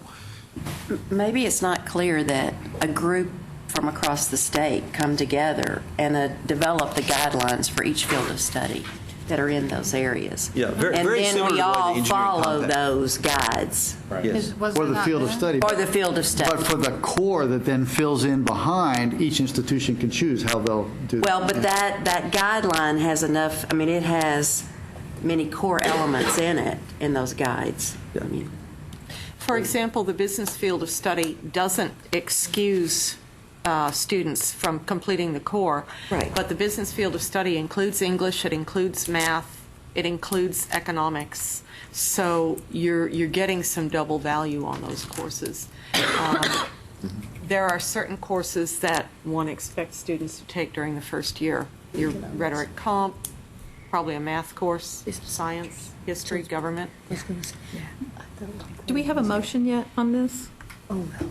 One? No. Can I move to accept the recommendation? Okay, so there's a motion to Second. accept the recommendation. Jeffrey, second. Further discussion? All right, all in favor? Aye. Oppose? Abstain? All right, motion passes. Thank you. And the next one is guidelines for the number of courses for each component area, and we go back to Cynthia's group. Yes. And really, the group had consensus in that the group agreed that the number of courses for an institution should not be limited, because the group really felt like one, there's going to be limitations based on requirements with SACs, and two, based on resources that institutions have. And then the first point that you see illustrated there is that, especially for larger institutions, they may have to have more variability in what they offer in order to accommodate their large volumes of students. So the committee recommendation is actually that we don't limit the number of courses an institution may adopt, just because there's going to be some self-limiting going on to begin with. May I pick up on that point, on the self-limiting? Would you pull that up for me? We went in and looked at the Core Web Center and pulled the number of courses that are offered in each of the component areas at all of our institutions. And it is kind of interesting to look at the variance between not only institutions based upon size, but community colleges and universities and everything else. And the range is from 332 distinct individual courses at the university level down to 24. Yeah. And from 157 at the community colleges down to, I think, around 20. Is that right? I can't remember what the community colleges were. 32. So if there's self-limiting going on, I'm not sure where it is. That does raise some questions for me in terms of that. And I guess I'm kind of curious, just from the basis of, A, that we may need more courses.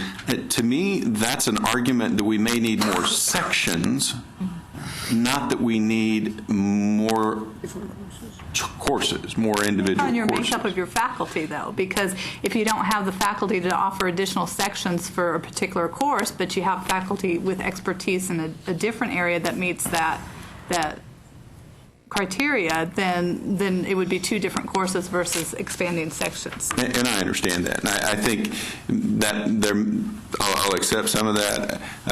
But I think we'd all have to agree that having that big of a variance is pretty telling. And I think it definitely does point out some challenges that students would have to deal with, either individually or with advisors, in trying to determine from amidst that potential breadth of choice, not only what courses would apply within the component areas, but what courses within those options would apply to specific degree programs and those type of things. And looking at some of the course catalogs, that certainly seems to be a challenge at some institutions, to be able to clearly understand which courses will apply to which degree and which courses will meet which component area requirements. Just throwing those out there for you. I can't see a chart up there, but I imagine English is one of the areas where there's a plethora of different courses. Actually, no, and I'm sorry, the screen is about as small as it can be. Where we're actually seeing the most is in the humanities and in the social and behavioral sciences. Let me make those a little bigger so everyone can see. The yellow ones are going to be those institutions, the top 3 course numbers by institution. And I have split it up, and I'll be having to send this to everyone by the size of the institution, that's all the other colorings. But the yellow is the most, and the green is the least by component area.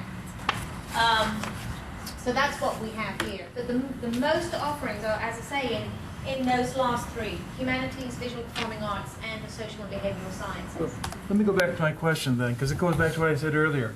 If you have a number of different classes, based on the fact you've got a large faculty, if they deal with critical thinking, communication, and teamwork in that area, and they can document that they're addressing those skills, I'm not sure what the issue is. I mean, the fact that there's different classes, but that diversity may actually be helpful in terms of dealing with the difference we have in students.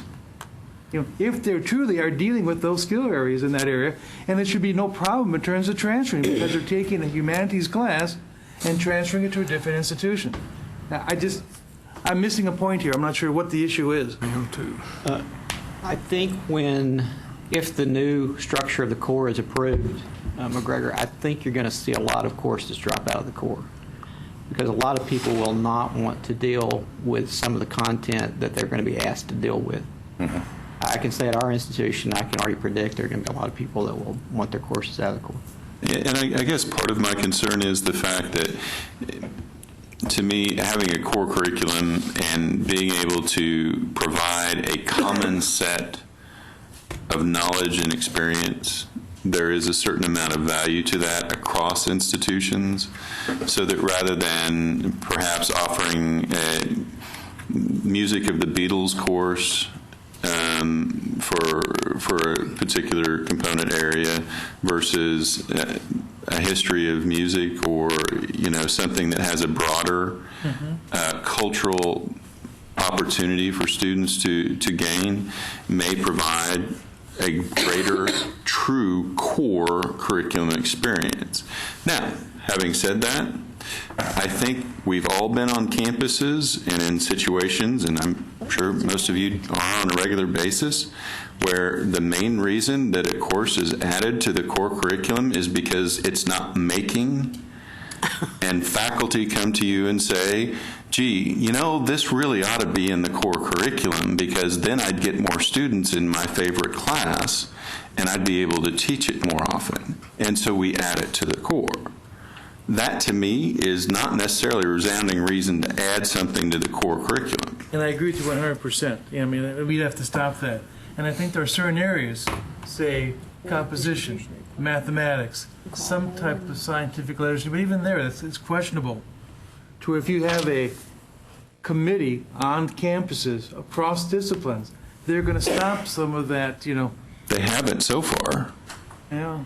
I mean, I think you're much less likely to see that happening and stopping at the campus level, where I have to, turn down a fellow member of my faculty's favorite course, and next year they may be on this committee and I may want my course included. I mean, I've heard those arguments. I've been in those meetings and listened to those discussions of those core curriculum committees, and those are always challenging, and I don't deny the fact that that makes it very difficult for faculty members to be restrictive.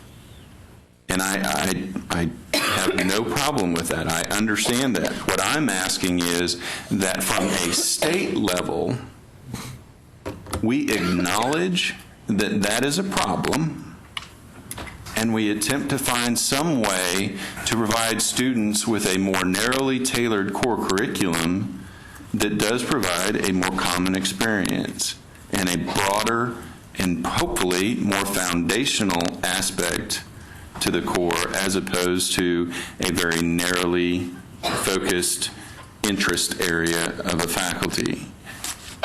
Just my 2 cents worth. Celia? I think you're right. I think there are wrong reasons to put a course in the core, and we need to have provisions that prevent the wrong reasons. I do think that under the requirement that we're putting into place, it will be a chore to offer a core class in a significant way that it hasn't been in the past. I do think, however, that interest issue, if it's on the part of the student, is a significant difference. For example, let's take sciences, natural sciences. I think certainly if you have a student that's coming in and tracking into a particular science course, you want those beginning biology classes, chemistry classes, physics classes, you want those available for those students because that helps them make their way into their major and through that. For the non-science major science class, there is, in my mind, somewhat different thing that we want to achieve with those students. We don't want to give them the first step into biology. What we want to give them is a frame of understanding the scientific mode of thought, how you go about that, how you apply it. So for a non-science major, for example, I think it might be quite helpful both to the student and what we want to achieve in that class to have, for example, a natural science course that looks at environmental impacts. Okay? And that has some chemistry and some biology and some, we have then we coalesce around an element that would be intriguing to the student, that would ask them to apply scientific thinking as a non-science major into something that they might actually use as they move forward as a musician. And so it seems to me that although we want to be very careful that we don't drive the core on inappropriate decisions, that there is something that is helpful for students in using whetstones for knowledge that are particularly resonant for them, particularly when they enter areas that isn't their home discipline. I think, in fact, what we want to have out of visual and performing arts for a non-visual and performing arts major is different than what we would want out of a major. So, for example, I had a faculty member who did a lot of study in Germany around hate music. To have a student engage with what does music appreciation mean, not just in what's the general things I ought to learn about music, but if I were to understand how my listening to music shapes my life and perspective, that's, to me, a huge thing for a non-music major to engage in. And those are the kinds of courses that I would like to be sure that we have room for in the core. Those kinds of whetstones for knowledge that may seem kind of unique and topical, but actually engage a student in an area that makes them particularly interested in that area and moves them forward. Mm-hmm. That's what I want to make sure that we don't eliminate. Larry? I'd like to suggest that a lot of the range that we see in these charts comes from some level of agreement about content. And I think McGregor's comments, to me, are aligned with the suggestion that there's some concern about what is it people learn in college. What do they know when they get out? What are the facts that they know? What are the things that they know? And there are clearly some areas in the core curriculum that we aren't seeing on the chart because they have small numbers where the state has defined or we all collectively have agreed on exactly what it is people should know. I imagine freshman composition doesn't have a large number of diversity of courses, or Texas and U.S. history doesn't have a large number of diversity of courses because there's much more agreement and prescription about what should count there or what is expected for people to know. But I think in these other areas, humanities, visual and performing arts, social and behavioral sciences, it's much less clear about the facts that people need to know, the content that they need to know, but more about ways of thinking, ways of understanding. There are too many facts in the world today for us to specify what people need to know to get a degree. You'd have to be 95 years old and have forgotten most of it. But isn't that exactly what we do, is specify what someone needs to know to get a degree? We specify a number of things, I think. And so, for instance, in the recommendations the committee's making about the new core, I'm talking about higher education, I guess, not this committee in particular. We specify sets of experiences students have to have, and to some extent, some things they need to know, but it's less about do you know dates, do you know names, do you know formulas, than it is can you analyze a problem? Can you make sense out of competing arguments to be an informed citizen or to be a professional? Now, in majors, and I think that varies by discipline. That's right. And in certain majors, we do have very tight agreement about what it is people need to know to earn the degree. But in the common core experience across all fields, I think it's much more likely that we want people to have an appreciation of art.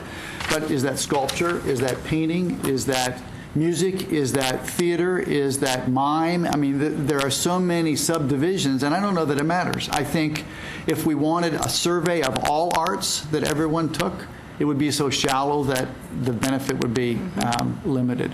And I'm much more interested in having my kids and our students get enough depth in some area that they can say, I think I know how a person in this field thinks. And so when they speak publicly or when I get to vote about an issue related to the arts, I can appreciate it at a greater level. So I just feel like some of these categories, by definition, you have a broad category and you require one course. If everyone took the same course, we would have missed the boat. Jeff? Yeah, I don't think it's going to help us here if we get into discussions of what cultural literacy means.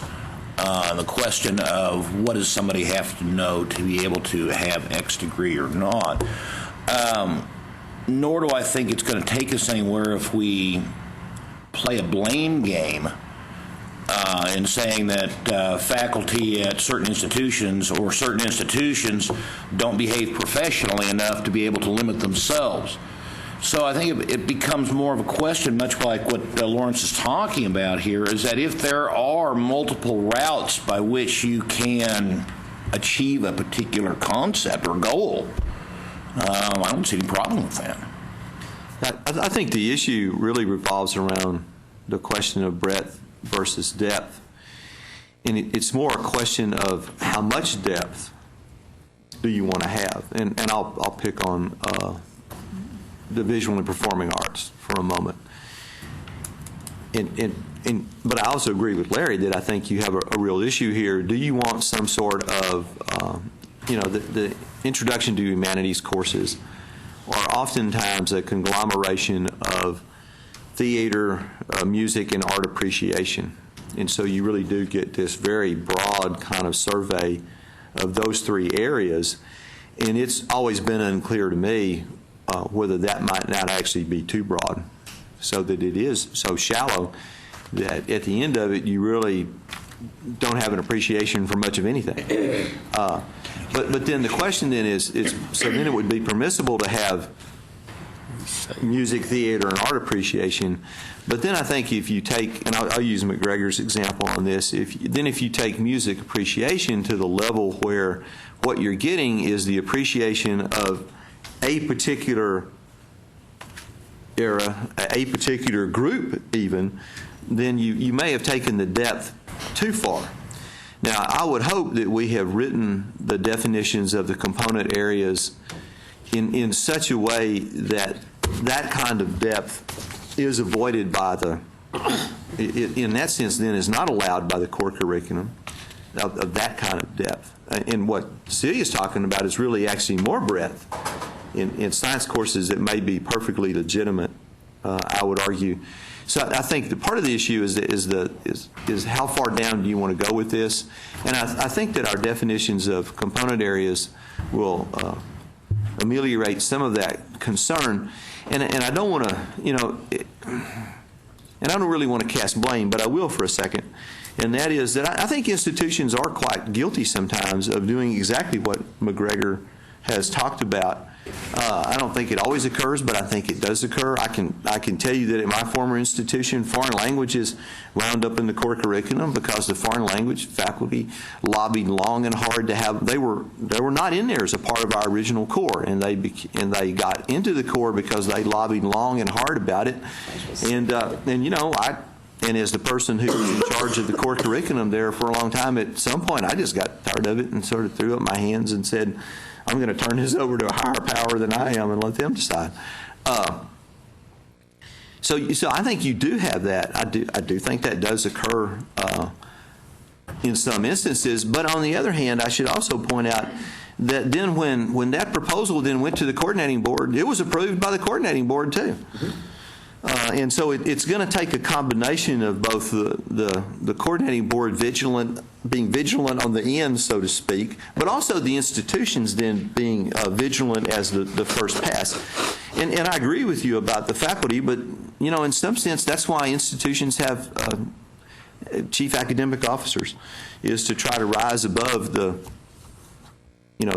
territorial and disciplinary interests of the faculty and make those decisions. And it's going to be, and it is going to be up to institutions to try to make good decisions about what meets those core component areas and what meets those objectives, and then up to the coordinating board to then, in reality, then in fact help us enforce that on the other end as well. And if I may just say, I don't blame the faculty for making the decisions and making the arguments they're making. I mean, I absolutely understand why they're doing it and what they're trying to do, and I certainly take responsibility for the coordinating board of, not having been more restrictive potentially than they have been in the past. And that's why I'm asking for some kind of guidance from you all of how do I do that in the future? I mean, how can I be more restrictive in the future, and what criteria should I use? And I think there's a lot of truth to the fact that as we have increased the mechanisms, complexity for how to get approved, that may reduce some of the applications that we see coming forward, and certainly as we have to go through and review all of the existing core curricular courses have to reapply for the core curriculum, I think we'll probably see some eliminations and that kind of thing. But I think just trying to get some guidance from you all was really where I was coming from, and I realize it came across as blaming the faculty. I don't blame them for the decision they were making. We have Lorraine, Jana, and Jeff. Lorraine. Thank you. I agree. We will see changes when we go in to reevaluate using the 6 core objectives as our guide. And I can appreciate Dick's comments also related to the 6 core objectives and where that all comes down. And I'll give just a mini summary of something that really resonated with me this week. We were listening to the president of AAC&U talk about education and how it's changed.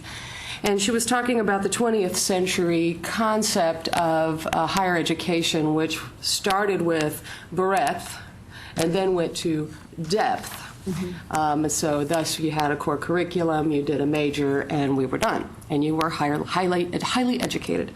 In the 21st century, she was talking about the many challenges of which you all know, certainly the knowledge boom and all those things, and she was talking about how critical the cross-cutting capabilities of our students are. And then I started thinking about our state and what we're talking about with our 6 core objectives. And it made me realize at the bottom of all of this discussion about how many courses and what is breadth and what is depth and all those things, in some ways, I don't want to say it's an old conversation, because we still have to tend to these things, but we also have to recognize what is more fitting, just as the Commissioner was talking about changes in higher education and the old models not working. What's fitting is these 6 core objectives that we're embracing, and how is it that they will be embedded in these courses. And that's really how we're going to end up deciding what a course is that's in the core, I hope. And I just wanted to add to the previous discussion that I think a lot of what we're talking about will be addressed in the next item, which has to do with the selection and approval of the core curriculum. That many of the concerns that have been voiced will, that likely will take care of the whole number issue by formalizing the process on campuses for the selection and approval of those courses. Jenny, you're kind of saying that instead of saying 300 is too much or 300 is too little, everybody has to have 100 or everybody has to have 150. Then when we go to the next part, perhaps we need to tighten the process so that not everybody, I think that's what Larry said to the very beginning, is that when we talk about the processes, perhaps the processes can help us to eliminate that. Some of the faculty will go, well, I'm not going to do this because I'm going to take mine out of the core because it's just too much of these other things and so on that I don't believe in, and whatever it is. Then we can self-eliminate that. It's kind of right. I think that what they're talking about will happen naturally, that people will just opt out. And then in addition, as campuses take a closer look and formalize their own processes, then many will just not be accepted because of an objective standard that the committees have established, and so they'll naturally just not make it in, so it won't be as, hopefully, as political. That's certainly the goal. Yeah. Rex? Anybody? We're ready to vote. Okay, we don't. Do we have a motion on the floor? We don't have a motion on the floor right now. We don't have a motion on the floor. So let me make this suggestion. First of all, I suggest that we go to lunch. 1 minute. But let me make this suggestion, and that is that for now we unless somebody skip wants to over do a motion and vote. I would like to move acceptance. I'll second. So there is a motion and a second? What's the motion? To accept their recommendation. I'll still make a suggestion in spite of my self here. If we think that the discussion of selection and approval of core curriculum courses may help answer the question of guidelines for the number of courses for each component area, what I was going to suggest is that we move to that area next and have that discussion, and then come back to the guidelines for the number of courses for each component area. But we do have a motion and a second on the floor, so.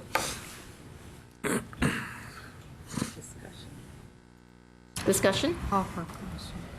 So we could, following your suggestion, we could table this, or we could just plan that if we need to, we could come back and revisit it. Well, at this point, procedurally, you would have to actually you have to vote. So you either have to vote it up or down at this point. I really don't think it's going to be an issue, because I firmly believe that when people see all the requirements that you're going to have to meet to be in a core curriculum, I don't think we're going to have a flood of people trying to get their course in the core. I think we may have a flood of people trying to keep their courses out of the core, in fact. So I'm ready to vote. And I suppose that if the predictions about the impact of the new rules and the circumstances on campus and tightening those sorts of things, if that doesn't happen, we can revisit the issue in a year or two. But, I would hope. Jean. I would hope that, even though I'm from a small college and our core's not too big, we don't have that much different courses.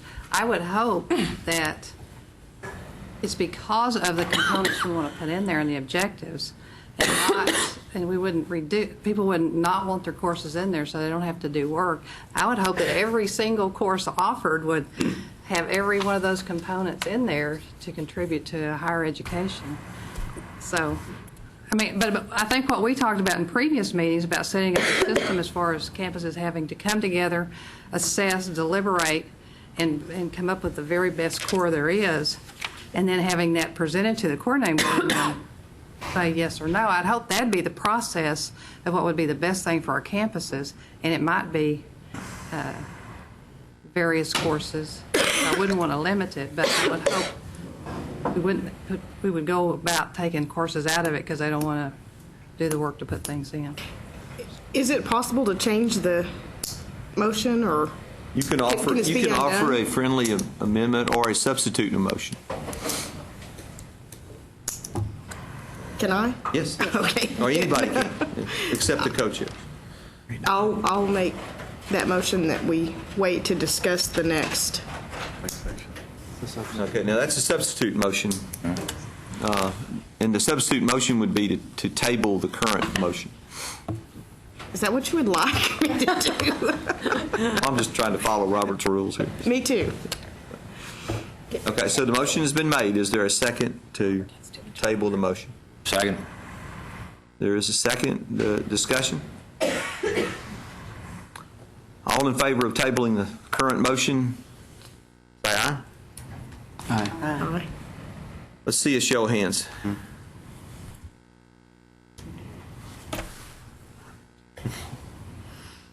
Let's count 7. 7. Count 7 in favor. Those opposed by like sign. 7, 8, 9, 10, 11, 12. So the motion is So 7 in favor and 12 against, so the motion to table fails. So now we have a vote on the original motion, which was to accept the recommendation of the subcommittee, which has been seconded as well. So any further discussion? All those in favor say aye. Aye. Any opposed? Any abstentions? There is one. Okay. All right, thank you. So let's go to lunch.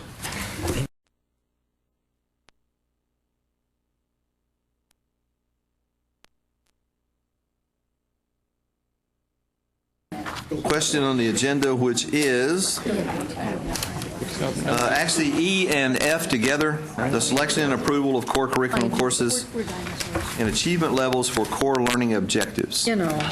And that group was headed up by Danny. I keep reiterating, not headed up by, just, yeah.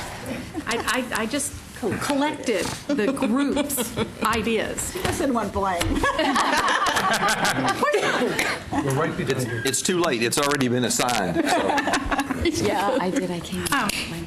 Well, we felt like this particular piece was pretty huge. And so we divided it up into 4 parts. In the first part, we recommended that individual institutions determine which courses are appropriate for the core based on statewide guidelines. And the statewide guidelines that I understood us to have in mind at the time we were discussing this were the core objectives and the component area requirements, the things that we worked so hard on last year to develop. And so that institutions use those statewide guidelines to develop an appropriate core for their institution. Institutional approval and removal process for core curriculum courses should include appropriate review by a body of faculty that represents the institution's diverse programs. Once approved by the institutions, the courses should be forwarded to the co-board for final approval. So that was the first piece of what we spent many, many hours discussing. The second piece was that the mechanism and the guidelines for co-board approval of core curriculum courses be the same for all institutions. That learning objectives the careful attention to learning objectives, the ones that we have agreed to recommend already, should allow both transferability and flexibility.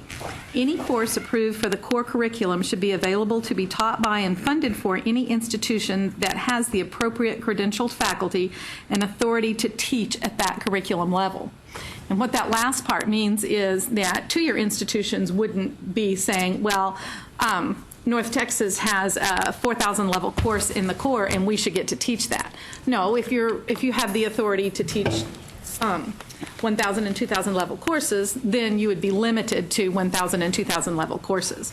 And that wouldn't eliminate four-year institutions from including those 3,000 and 4,000 level courses in options for the core, but it would allow all the institutions to have access to the same opportunity to teach the diversity of courses that might be appropriate for the core curriculum.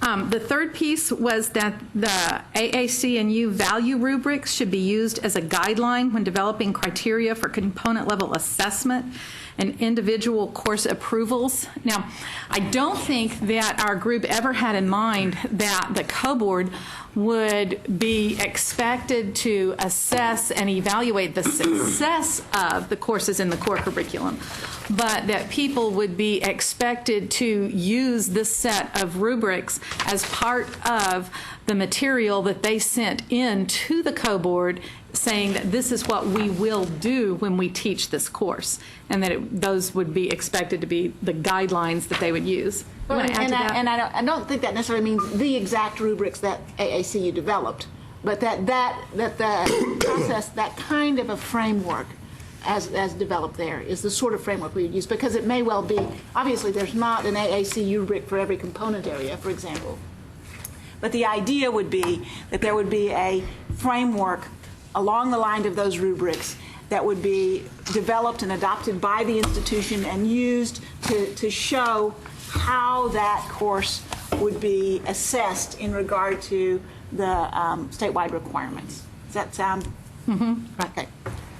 And then the last part really comes back to some extent to the assessment piece. Faculty at colleges and universities should decide and are responsible for maintaining the appropriate level of achievement for each core objective required for the courses in their institution's core, as opposed to trying to make that assessment management something centralized. Okay, I'm done. It is a big question, and gosh, we have at least 2 phone calls, and I don't know how many emails to come to some conclusion. And still, I think there are things that we can absolutely discuss and see how we can put more guidelines to it, because we kept on using the word guideline, and I think, and I can speak for Matt because he's not here, but I think one of the reasons why he's worried about all these courses is that if we're using the same processes that we're using right now, then we can still have 300 courses. Not that it's not good, we might need that, but how do we make sure that the courses do have the core objective embedded in there?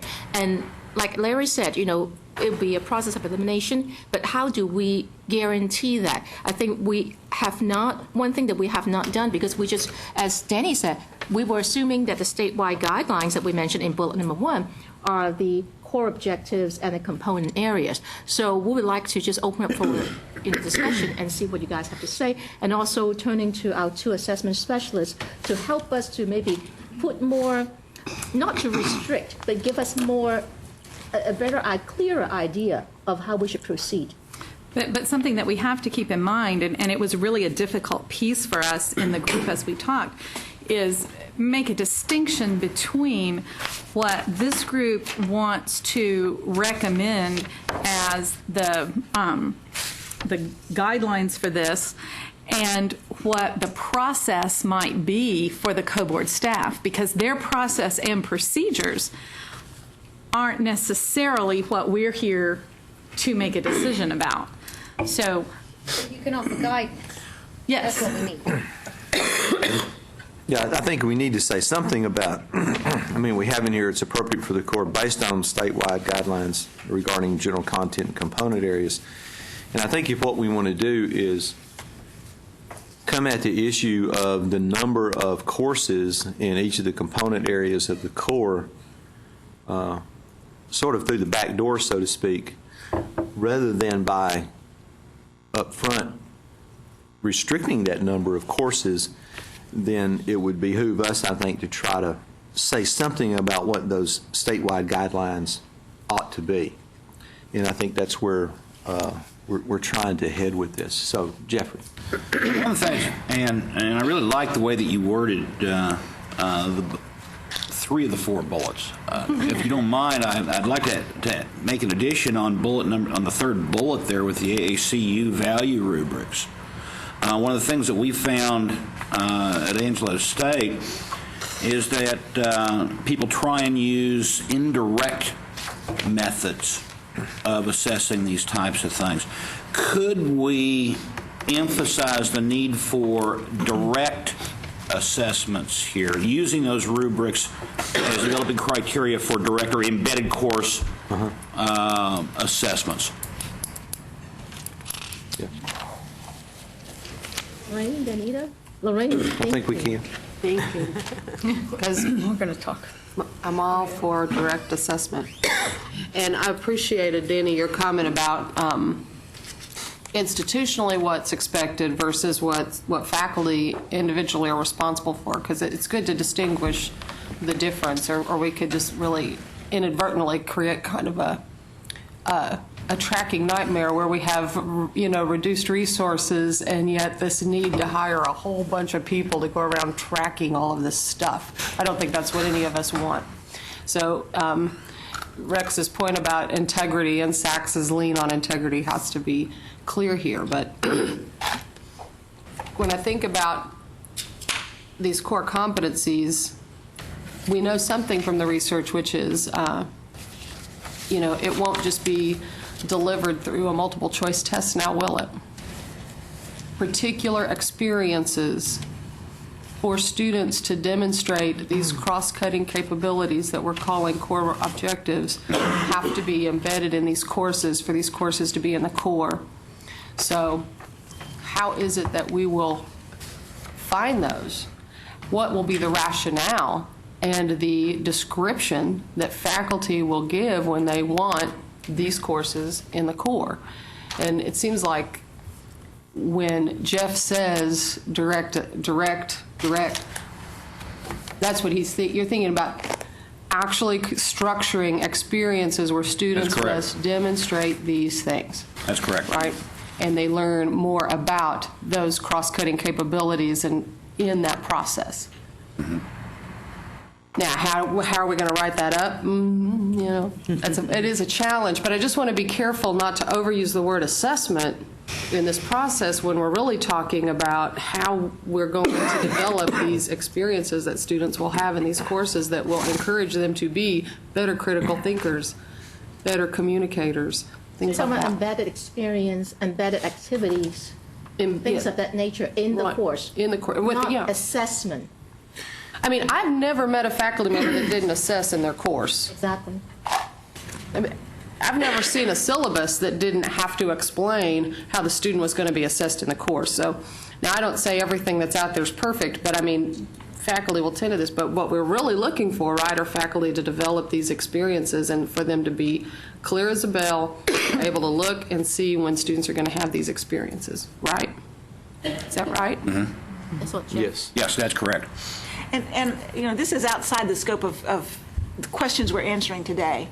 But I do think that if you look at what happened with the AAC value rubrics, what happened was they started with some major concepts out of their objectives, just like we have. And then they sat down with a lot of people together, figuring out what are the elements that flow out of that, what are the evidences of those, what does it look like at a baseline, what does it look like at a couple of steps through the process, what does it look like, hopefully, at the end of the day. I can imagine that it would be extremely helpful within the state to have a similar kind of conversation around example or proposed rubrics, and that's what AACUs are now. They don't send them out there and say, this is what you got to use. Right. What they say is, we've done a lot of thinking about these.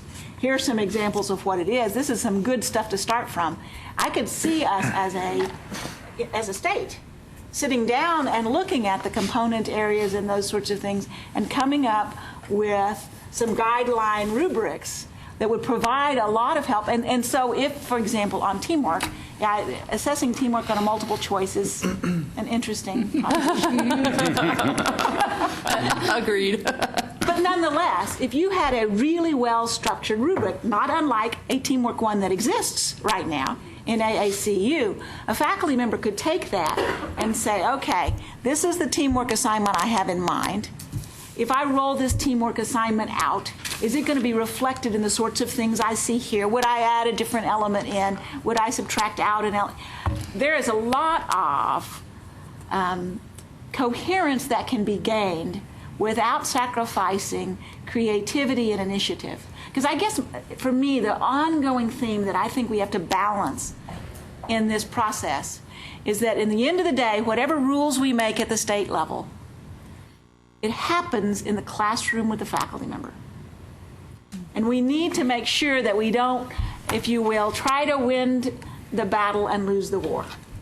What we have to do is to make sure that we create an infrastructure that allows for transferability, that allows for assuring that the students are getting exposure and gaining skills in these areas, but nonetheless allows the faculty member to sit down within the context of that class and add their energy and creativity to it. And I think some statewide conversations around those rubrics, putting some stuff out there, helping that process, can enable both of those things to happen in tandem in a way that we can feel confident that a student's getting something that we're glad to transfer, and yet it doesn't leave a faculty member feeling like, oh, I've become a rote producer of somebody else's stuff, which is what I think would lose the war. Right. Sir. Does this imply the institutional portfolio approach? Might be I would think it facilitated doesn't. by it. I think, yeah, but it doesn't limit it to that. It would certainly allow that. Because one thing that Carol Schneider said with the ACMU is always the e-portfolio.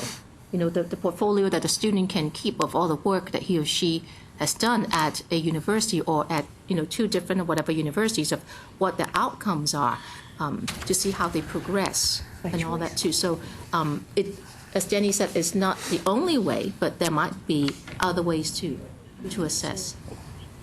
But again, you know, going back to Lorraine, it's not the assessment. It's more of, I think we all agree that we would like similar procedures, that the procedures that if a course is being approved by the faculty at UT, that's the procedure that we're going to still keep on using. However, the question now is, how do we make sure that when a course is submitted by a particular faculty to a group of faculty to be approved, that that course has to meet, and that are there some guidelines, more defined guidelines that we can provide a coordinating board to, so that when it comes to their level, they can also use those guidelines versus just looking at it and go, well, if University A or College A approves it, then we sort of have to approve it because there's no guidelines that we say that it is not, doesn't meet certain criteria. So I guess I'm looking at more of a definite criteria or guideline. Yeah, I think we need to be very careful about getting too deep into the assessment, the actual assessment and evaluation of the core curriculum, because keep in mind that one of the things that the committee has always stated, and even way back when we were discussing program review and that sort of stuff, is that the assessment and the kind of assessment you use should be left up to the institution as much as possible. And plus, I don't think we want to try to get the coordinating board into the business of trying to assess and evaluate each institution's core curriculum.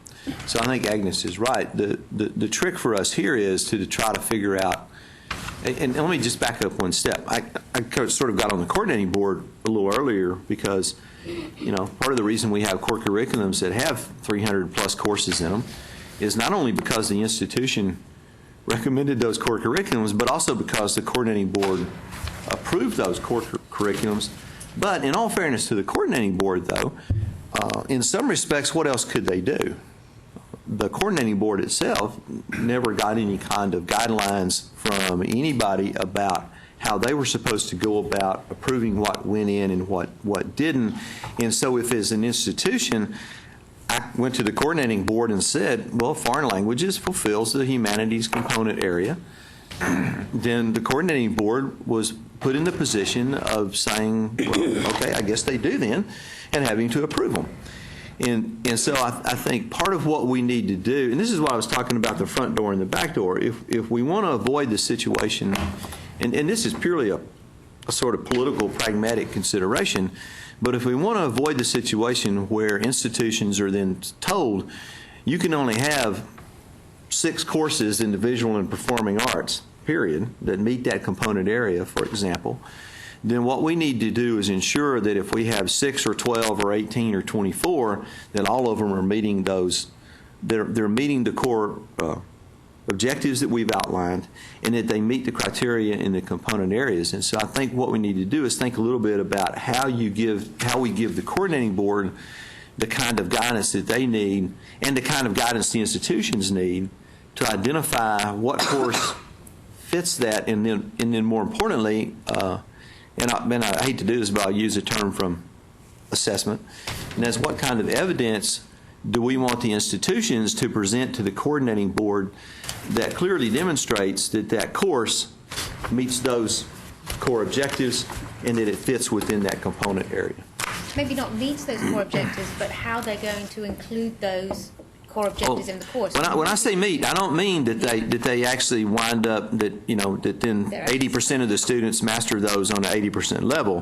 When I say meet, I just mean that in those courses, those things will be addressed. Yeah. So you're right. Okay. So since Rex used UT as an example, I want to share with you an observation based on our experience with this. I think some of you know, maybe most of you know, that about 6 years ago we set out to reconfigure our undergraduate curriculum. And in one way, we identified 6 kinds of skills or experiences that we wanted our students to have across the curriculum that were not restricted to the core,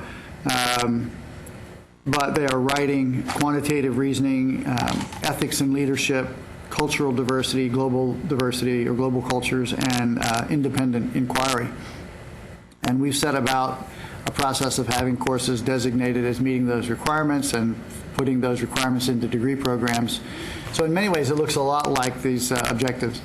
And our experience has been we have established faculty committees for each of those categories, and they look at course syllabi proposals for whether or not they'll meet those. And they cut across all disciplines. They're not locked up in a particular college or department or major. Many of them are major required courses. Many of them are in the core. But we have a separate review. For instance, if a course is proposed to be in the science component of the core, there's a group of people, that faculty, look at that. If a course is proposed to be quantitative reasoning, if the same course is proposed to carry the quantitative reasoning designation, it's looked at by the quantitative reasoning group. So I think one of the questions we might want to think about whether we want to offer any advice as to whether the review is locked into the component by the component area or by the objective, or whether it's crossing across those in terms of this faculty review, because I could see it working very differently if all of the life and physical sciences component area review process said, well, we know that all of our courses in the core have to be critical thinking and communication skills and quantitative empirical skills and teamwork, so we can handle that. That may be fine, but then when the government and political science group says we're also doing teamwork, is that going to look anything at all like that, and does that matter? I don't know. But the other thing I'll just share with you is that in our case, we specify the percentage of the grade in the course that is tied to that particular objective. And for us, that's a very meaningful standard by which some courses may meet or not meet the criteria. So students may write in lots of courses, but if the writing isn't graded at a certain level of the course grade, then it doesn't carry our writing designation. Or they may do quantitative work, but if it doesn't meet a certain level of the course grade, then it doesn't carry our quantitative reasoning designation. And it's working. It's not perfect. I can assure you that if we were to develop as a recommendation from the state that level of prescription, I think it could work.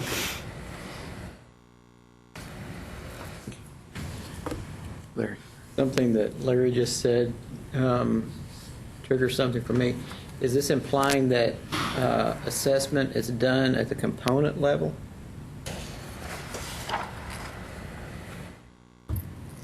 You asking Larry at UT or? Oh, Larry said something about that, and I guess my question is does this imply that we assess by the component areas?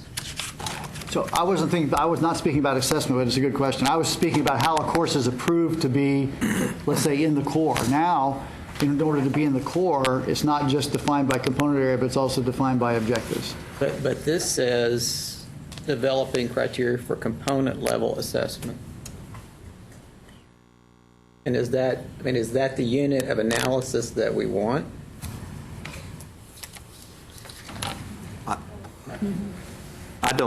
I don't think so. Because we've been always talking about institution level assessment, not component nor course.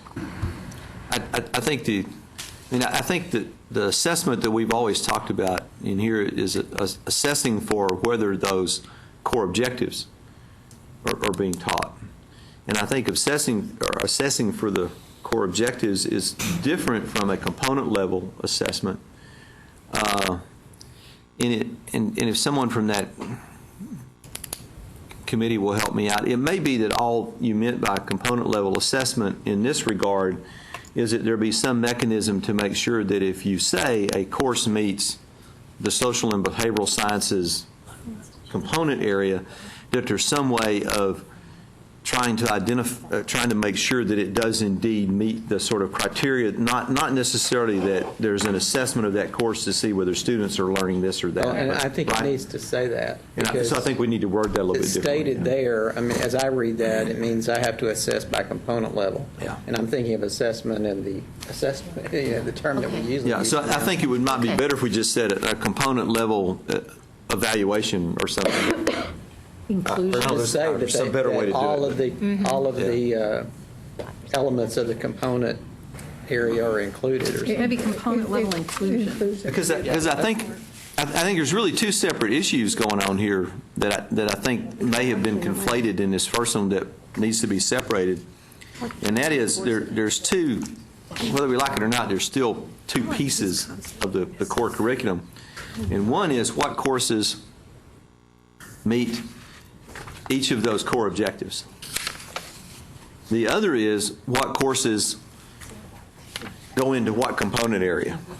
And those are really, they're related, and the courses that wind up in the component area and have to meet objectives over here, but nevertheless, those are two separate issues to some extent.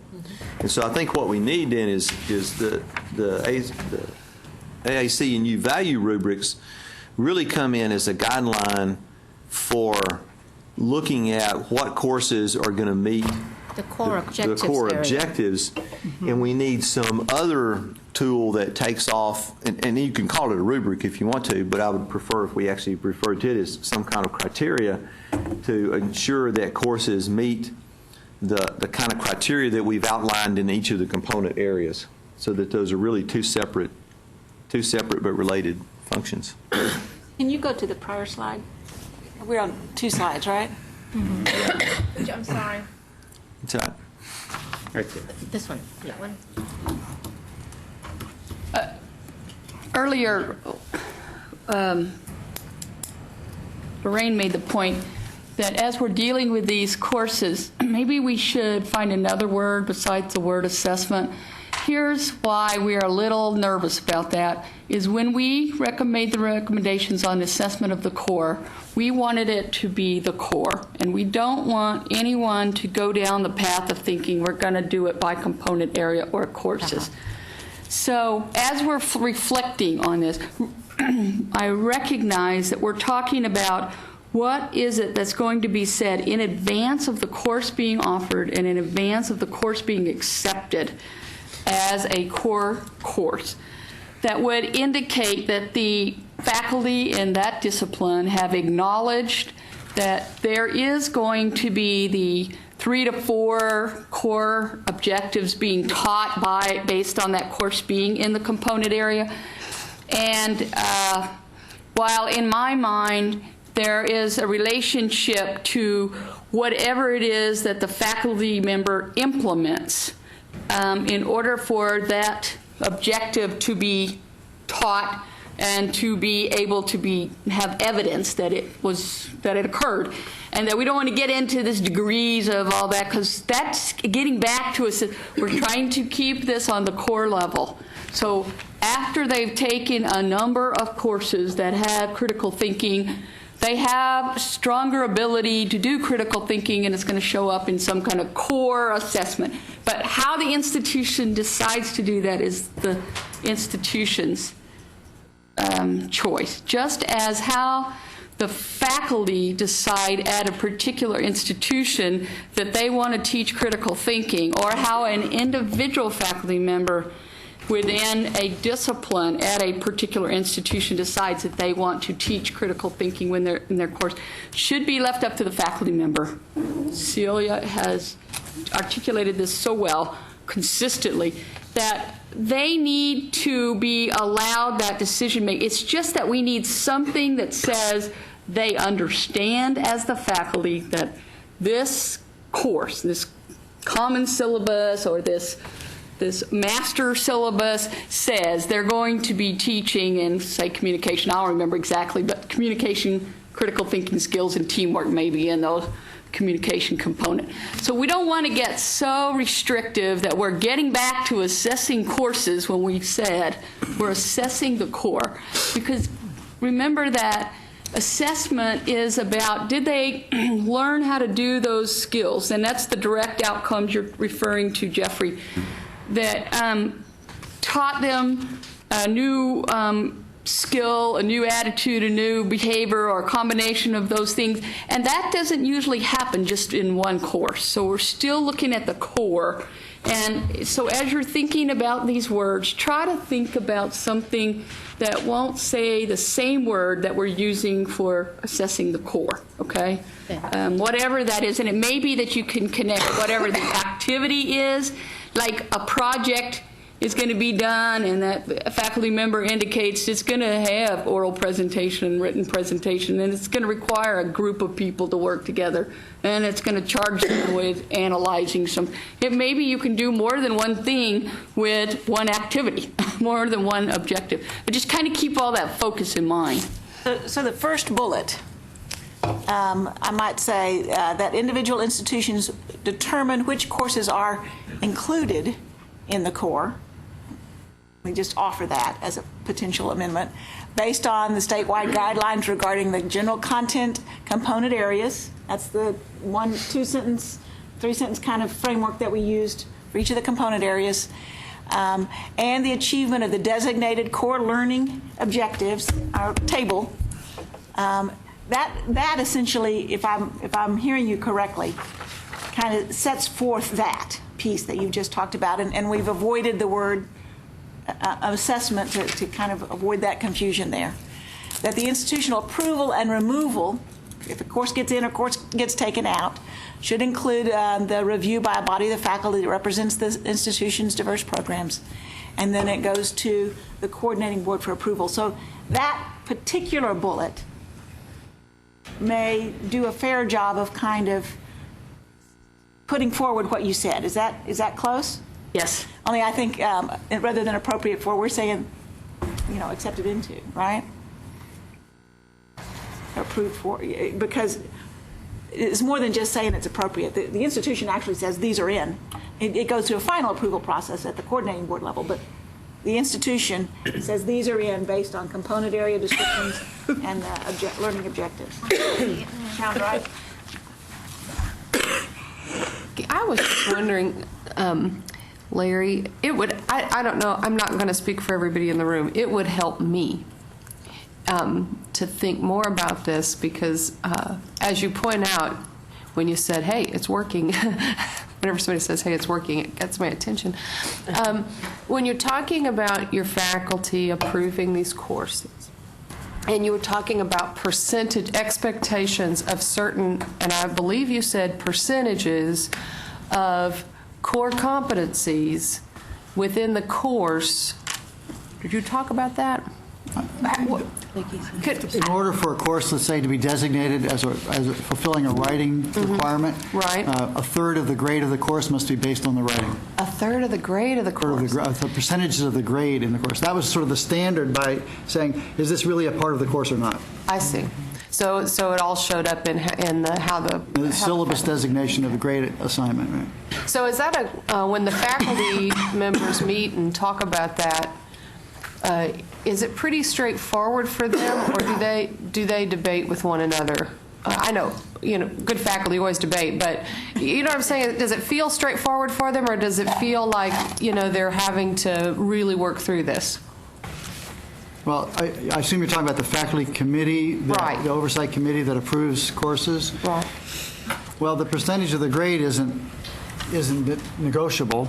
It's right. part of the legislation that created the system. So I don't think they debate about that. They do look at a lot of the activities. So there's a long list, well, not that long, a half a page list of describing what should happen to meet the writing requirement. So, for instance, there's a certain amount of writing, there's certain kinds of writing, a certain amount of feedback about the writing and rewriting, and it includes requirement for peer review of writing and those kinds of things. So the discussion about individual proposals tends to deal more with those factors, and they may just ask for clarification from the faculty member proposing the course as to whether they're really including all of those things. So what would be a typical grading structure for a UT course in the core? What would I expect to see?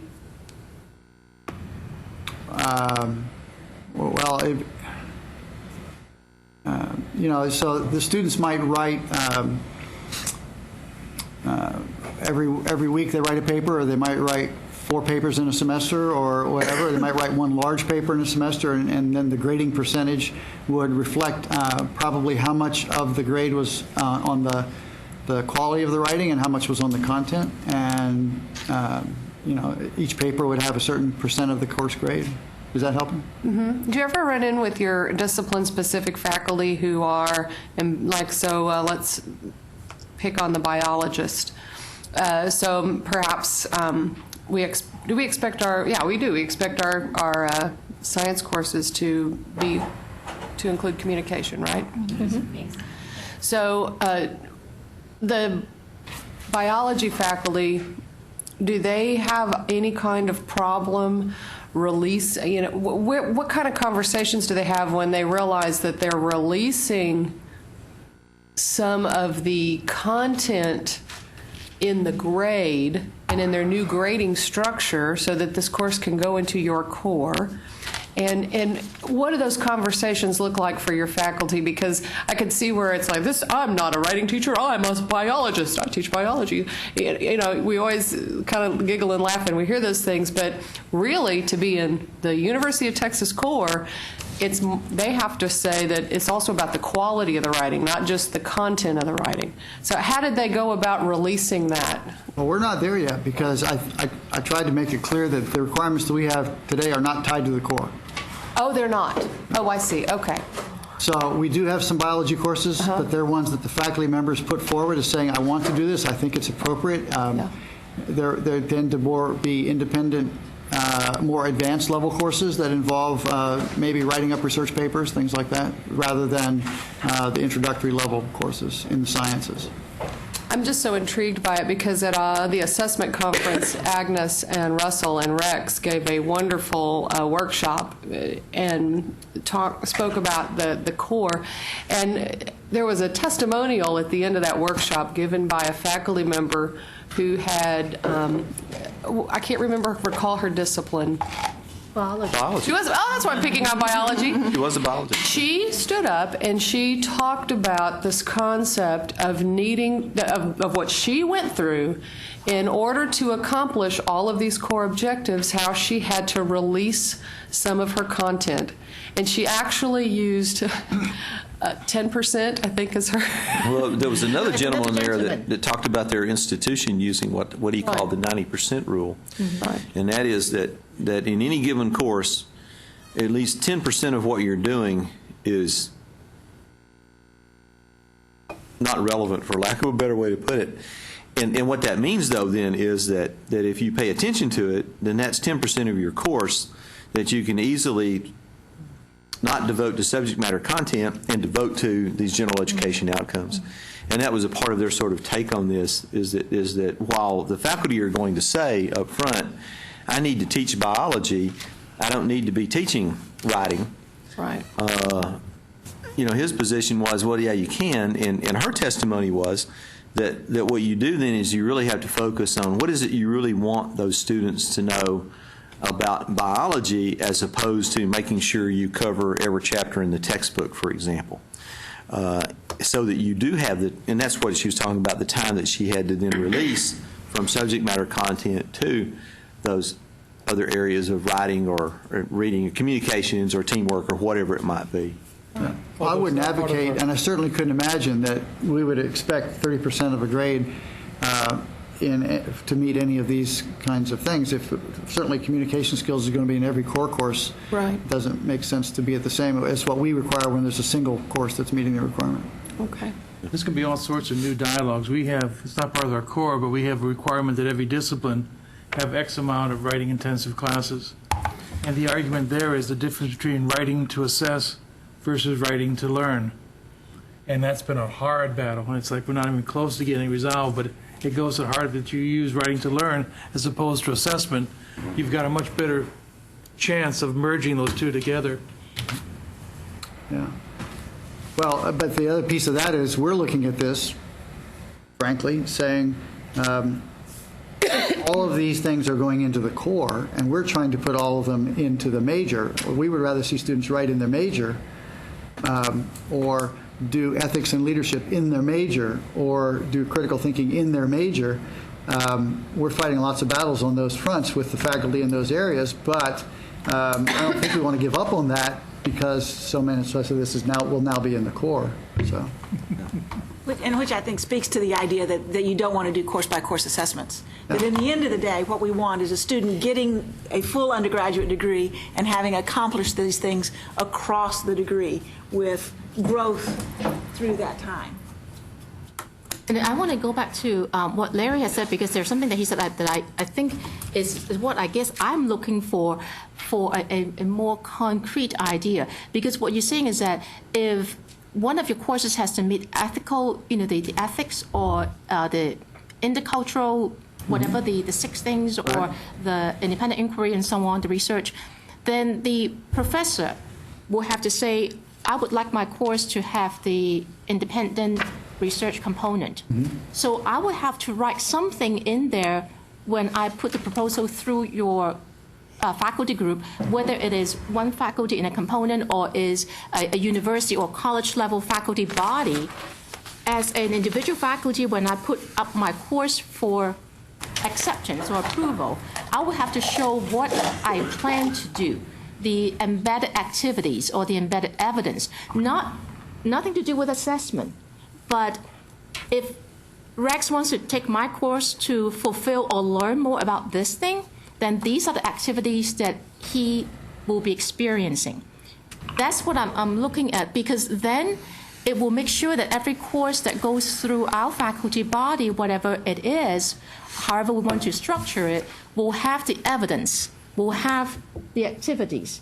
And that will also be the list that the coordinating board can also use to say, oh, well, look at this, the student is learning or will be learning all of these if they go through this course, versus just, I want to have my course and I promise that I will fulfill these 3 objectives.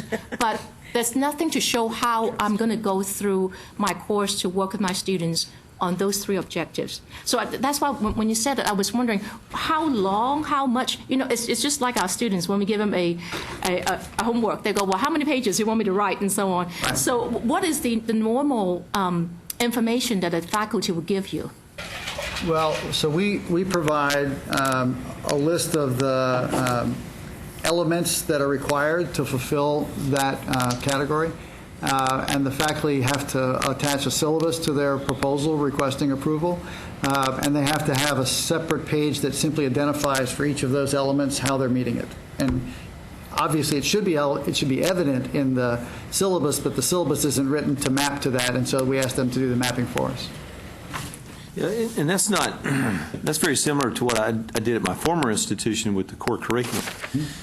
I took the core objectives and I asked people, okay, now which of your courses meet, or take the core competencies, which of your courses meet which core competency? And they filled out a simple matrix that said, okay, English 1301 meets these competencies, government 2305 meets these, and so on down the line. And then I said, okay, now I want you to fill out an additional, and I put it in kind of a matrix form, to tell me where those competencies then show up. And where in the course do they show up? Do they show up on an exam? Do they show up in a written assignment? Do they show up in daily quizzes? And I gave them, I don't know, I wrote down, other people did this, and together we sort of came up with 15 different ways to do this, and they could always add a inevitable other column and add something else. And to get some feel for where are these things, where's this showing up? How is it, or not where, but how is it then showing up in your course? And then as on a sort of a sample basis, then we could then go back to that course, and we did this on a course basis. So we would go back to the department. And so it wasn't, in your case, it's an individual thing for those 6 competencies. But in this case, all of the courses, all Government 2305 had to meet the competencies that they said. So we went back to the department and said, okay, now, you said this shows up in an assignment. Okay, so give me the assignment. And then map that to that. And so I think that's kind of I think that may be one way to approach this notion of statewide guidelines and the kind of evidence that we might need to submit to the coordinating board as an institution to demonstrate that we are, as institutions, are actually doing these things. Which is not unlike what you do for SACs with either meeting general ed outcomes or in 3.3.1.1 with educational programs. There's a lot of ways to do it, and that's just one sort of method of getting at it. Can we go back to the second slide then, that we started that discussion? So what should that wording be if it's...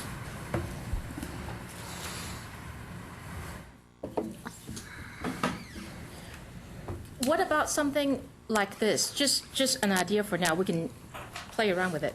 To be approved as a core course, each course will submit a syllabus and identify embedded activities or evidence that map to the core objective, parentheses, S, objectives, and to use the AC and U value rubrics as a general guideline.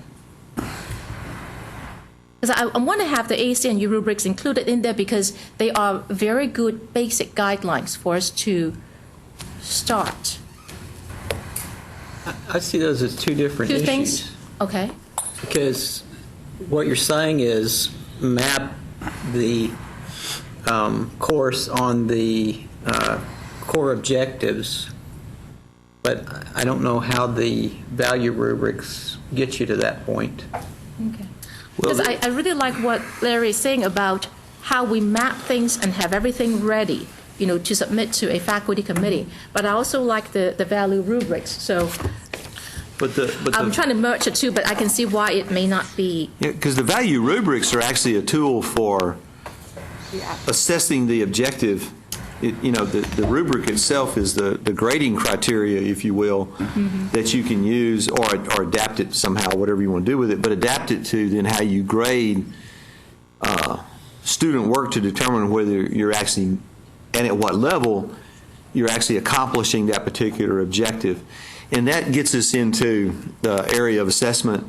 And I don't think that, and again, I don't know that we want to then involve the coordinating board necessarily in that kind of detailed assessment and evaluation of the core. That's the kind of thing that we need as an institution to be doing. We need to present that evidence to SACS, and indeed, under current rules, if nothing happens to it, we are supposed to also submit that kind of evidence. Whatever we submit to SACS as evidence of 3.5.1, we're also supposed to submit to the coordinating board as evidence that we've done some assessment of core curriculum ourselves. So those two are tied together at that level already.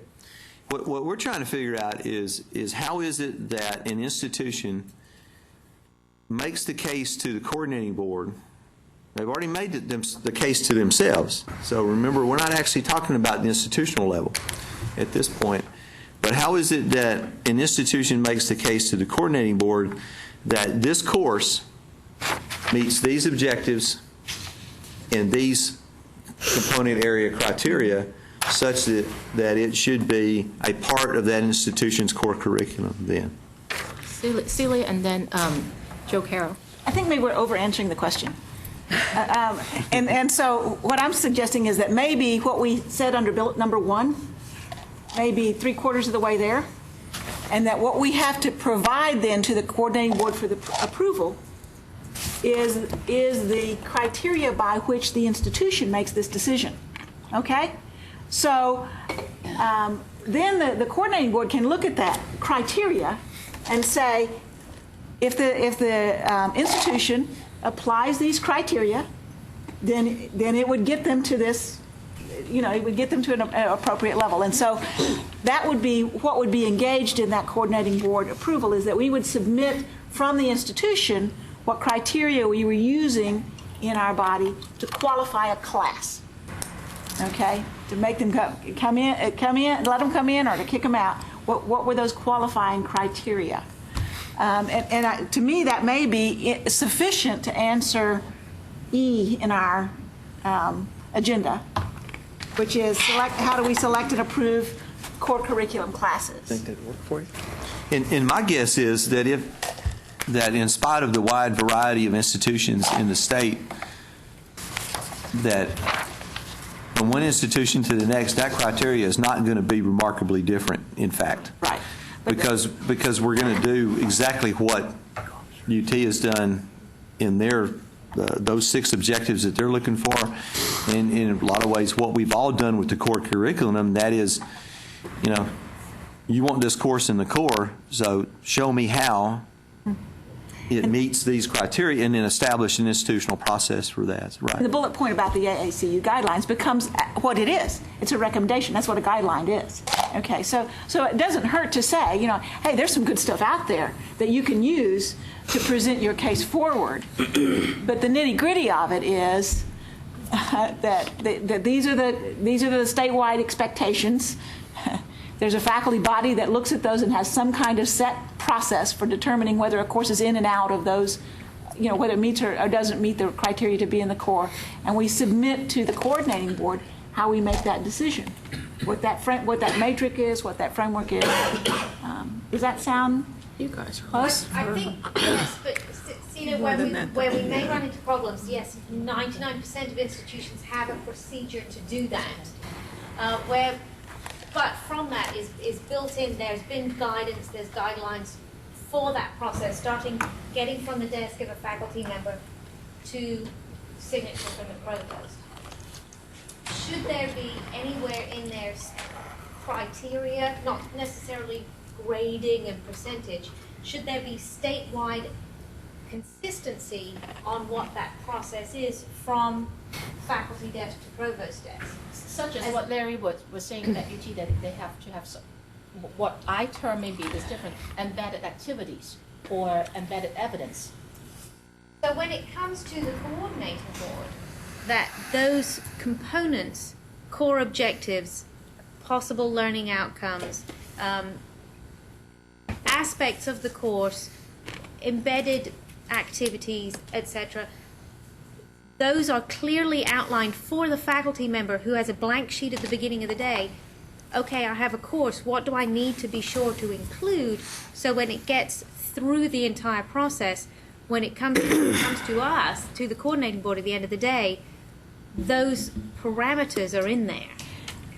And I don't want to dominate conversation. I know there's some other folks that are waiting to speak, but my sense is that if we know that from the institutions presenting it to the coordinating board that these things have been designated as how we make this decision, then I think it's up to the institution to back program that from the provost office back to the whatever committees it needs to go through. I think what we want to say is this is where you need to arrive, not here's the exact steps you need to take to get there.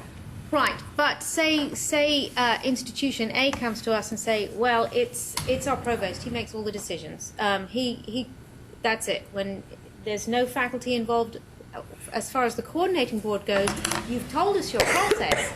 Is that right or wrong? Be wrong. Guidelines in here about including faculty, but say it comes from a faculty member. My favorite faculty member takes it to the provost, puts it on his desk, and the provost goes, check, done. That's my process. The first bullet answers that. Well, but I think then... I mean, obviously it's an extreme circumstance, and that's probably not going to happen, but it is... What is the process? What is an appropriate process? Well, okay, and I understand your question, but I think if we go too far afield in that direction, then the coordinating board then actually winds up involving itself rather deeply in the internal governance procedures and processes of an institution. And that's not where I'm going. I hope it doesn't come across that way. But institutions can sometimes have very different internal processes for how a course gets approved. And some of those differences are oftentimes a function of size, more so than anything else. Okay, and so on. So I'm not sure that that's where we want to go with this. But Joe Carroll, you had some comments in it, Danny, and then we'll come back to Lucy. Well, I'm looking at the 6 core objectives, and we have colleges that they do critical thinking across the curriculum or communication across the curriculum, and until the faculty define what is that, and based on some things, they've got to identify a list of strategies, parameter around what do we think critical thinking skills are, because if you don't do that, and we're talking about this being really embedded across the core, then how do we know that science and behavioral sciences and others are even headed in the same direction? So those are really valuable conversations, and we found that when a faculty establish sort of what they think the critical thinking skills should be for a student that completes the core, and then they step back and within their own discipline identify how they're covering those or the ones that are appropriate for them, so that over the whole core, you've covered them all, maybe not all of them in every course. So, if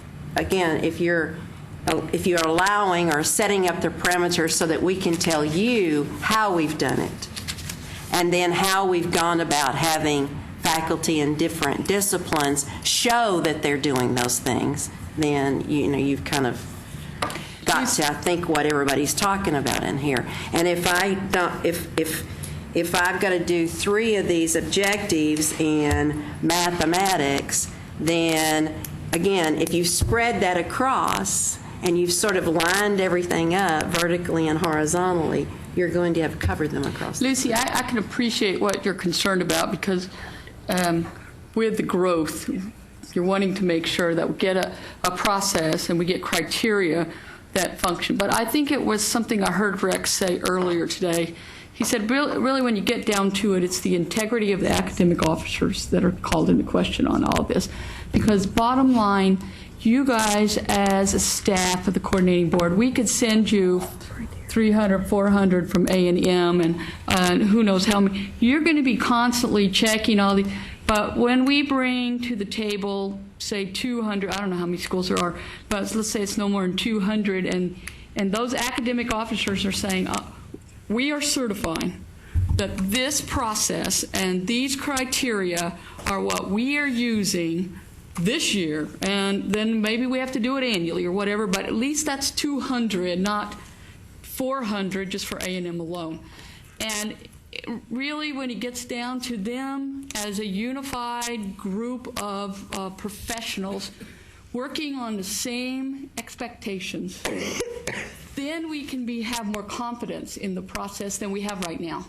But I really don't think, after I heard that comment earlier that Rex said, if we use the process that kind of mirrors SAC's process, and we do it by, here's how we're going to choose the courses, and here's the criteria, and here's the process, and I, as the academic officer, sign off that we've followed this and we're going to continue to follow this. And if they update and use a new course or whatever, they can give you some samples if you want to do that. I don't really think you want 400 syllabi, but some component samples. But I really think that's going to get you more confidence than you guys as a staff having to sit around and look at every one of those courses, because you're just not going to have time. No, and I apologize if I came spoke from the coordinating board saying we want to govern how this must be done. I think that what I was coming from was, is there a form, a way that the state can look at a procedure more than, okay, everybody has to do it the same way? What are we looking for in a core course? What do we all need to understand is in it? Well, and maybe I'm still struggling to understand your question, because we can put into any database, if you want to put a text box and we can say these are the 4 ways these are the 4 criteria and this is the process we use. But I'm still going back to that same statement of the integrity of the academic officer, because if those academic officers are allowing that quality, that rigor to go down, okay? And if they as a body are not holding tight to the expectations, then even if you get it where you can mine it in a field or whatever, it's not going to mean anything to you. It's back to integrity again. And that's what I'm just trying to keep it simple. We can do it any number of ways in terms of submitting, but it's how in the end you're going to be looking to those folks. Does that make sense? Anita's right. It's a SACS process. Yeah. Danny, you're next. And then I think that there seems to be general agreement around the tables that each institution is going to be responsible for their internal process, and they're going to have to get it to the point where they're ready to say, this is what we've got. And I don't know that it would make a whole lot of difference what kind of document it became appropriate for us to fill in that provided the co-board personnel with the mapping information that demonstrated these, the component area requirements are included in this course and the core objectives are included in this course, and here's a description of our process. And then if whatever document worked out, I don't know that that's something that we need to figure out, as long as what we're saying is that each institution goes through a process and comes up with an appropriate set of core courses and provides the co-board with information about the process and mapping information that shows the component areas and the core objectives are covered. Larry. My comment was, would it be helpful to the coordinating board staff if this didn't just say the courses shouldn't be forwarded, but it said something like the courses and supporting documentation should be forwarded? Because as it is now, it's just we send you the courses and that's it. Yeah. Well, that, as someone who sees all these things, there are very few staff who actually are involved in this. You would not believe the variety that we receive. Sometimes we get a really detailed set of documents demonstrating process, demonstrating reflective process. Sometimes we get a letter from the provost in a sort of narrative saying, oh yeah, we want to add these courses. And we don't even get the course titles. We just get, the rubric and the number. And I have sat at the computer with the institution's catalog, looking up the titles of the courses and the descriptions, so I have an idea of what they're requesting. Personally, I would like not to have to be responsible to do that, because we really don't have time. There's a whole lot more of you than there are us. And I think what we really want is we want to have some consistency among all the institutions, that you're providing us with a mapping of how you arrived at it, as well as your strategies. And I think that would be more helpful to us, that we have these, that we make sure that all of you provide us with a mapping, and that all of you provide us with strategies and how you arrived at having those courses in the core objective, or in the core. Would it be useful to have maybe a subgroup of this committee and some of the staff work on some specific Process recommendation. process of what the staff needs? Then? But it could be that very thing. It could be process. How did you arrive? I mean, you have to write in the strategies, and that could be the components of the process. Just as we spoke earlier of the professional development needs when we're teaching faculty how to do critical thinking and how to employ it in their classrooms and how we're going to assess it and how we're going to have consistency among reviewers who are assessing it. We are lacking as a state, I think, and I've seen it at my institution. We're missing that mapping component. We are not linking well. Maybe this is just because I'm dealing with an institution that's unique, but I don't think so. I think we need the guidance from you guys at the state level on what you want for mapping.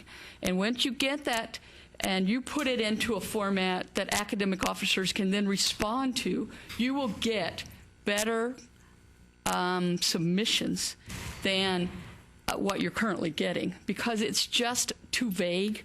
And if you start using that word mapping, and you map the component areas to the objectives, and you ask them to give process, and if you map from the core then later to the discipline areas, you're going to get what they're asking for. But just as we've been talking about, we've got to put in place with our academic officers some kind of process in our internal. We need that coming from the state. Is that making sense? So I think you guys could probably, as staff, be better able to give recommended, here's a template of what you want, and the committee could react to it.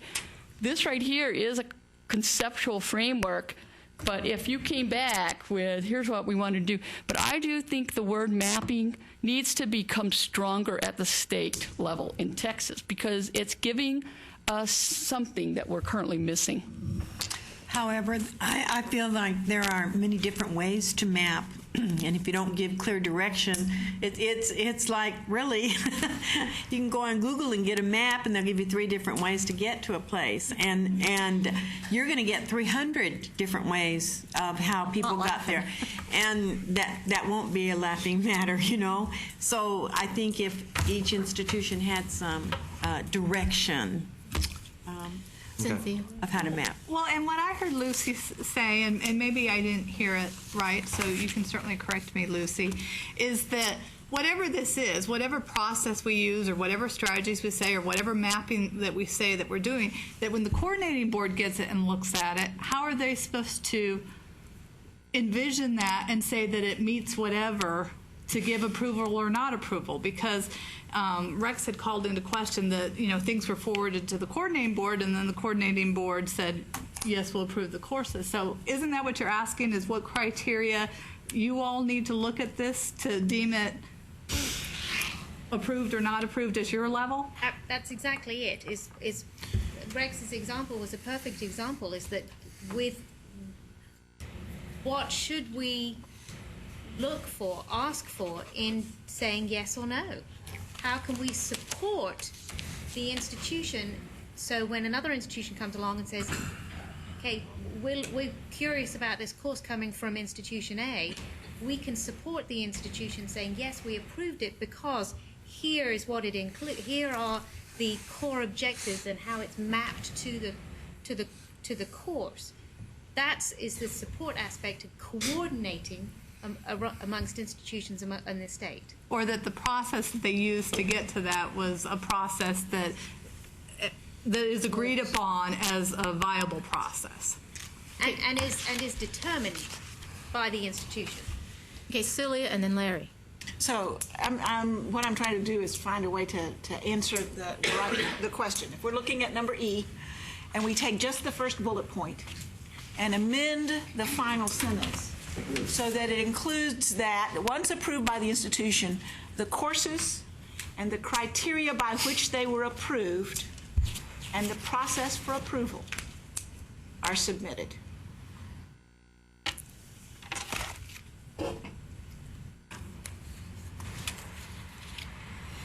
Can you say it one more time so we can get it? Courses, the criteria by which they were approved, and the process for approval.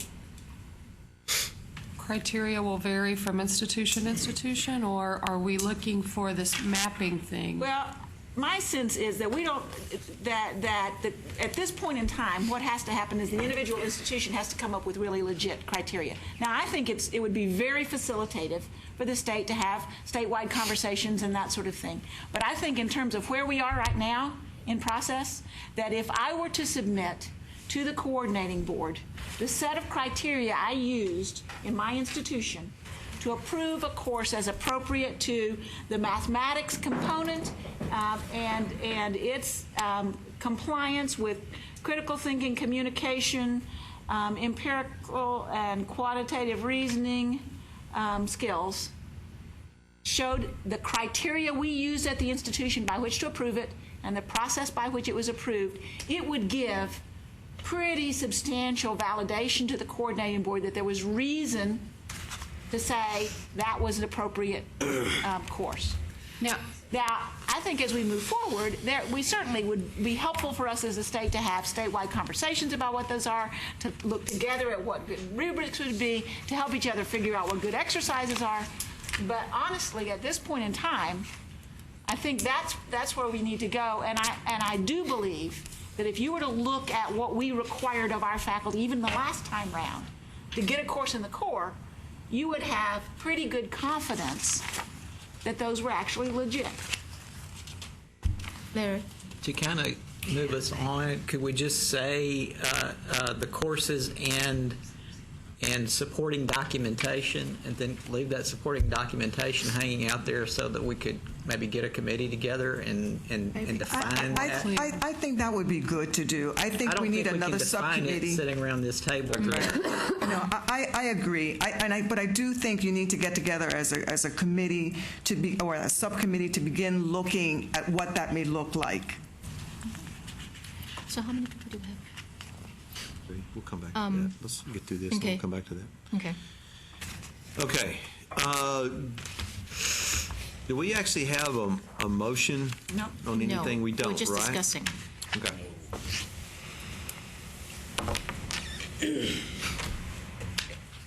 Do we need to answer E and F separately?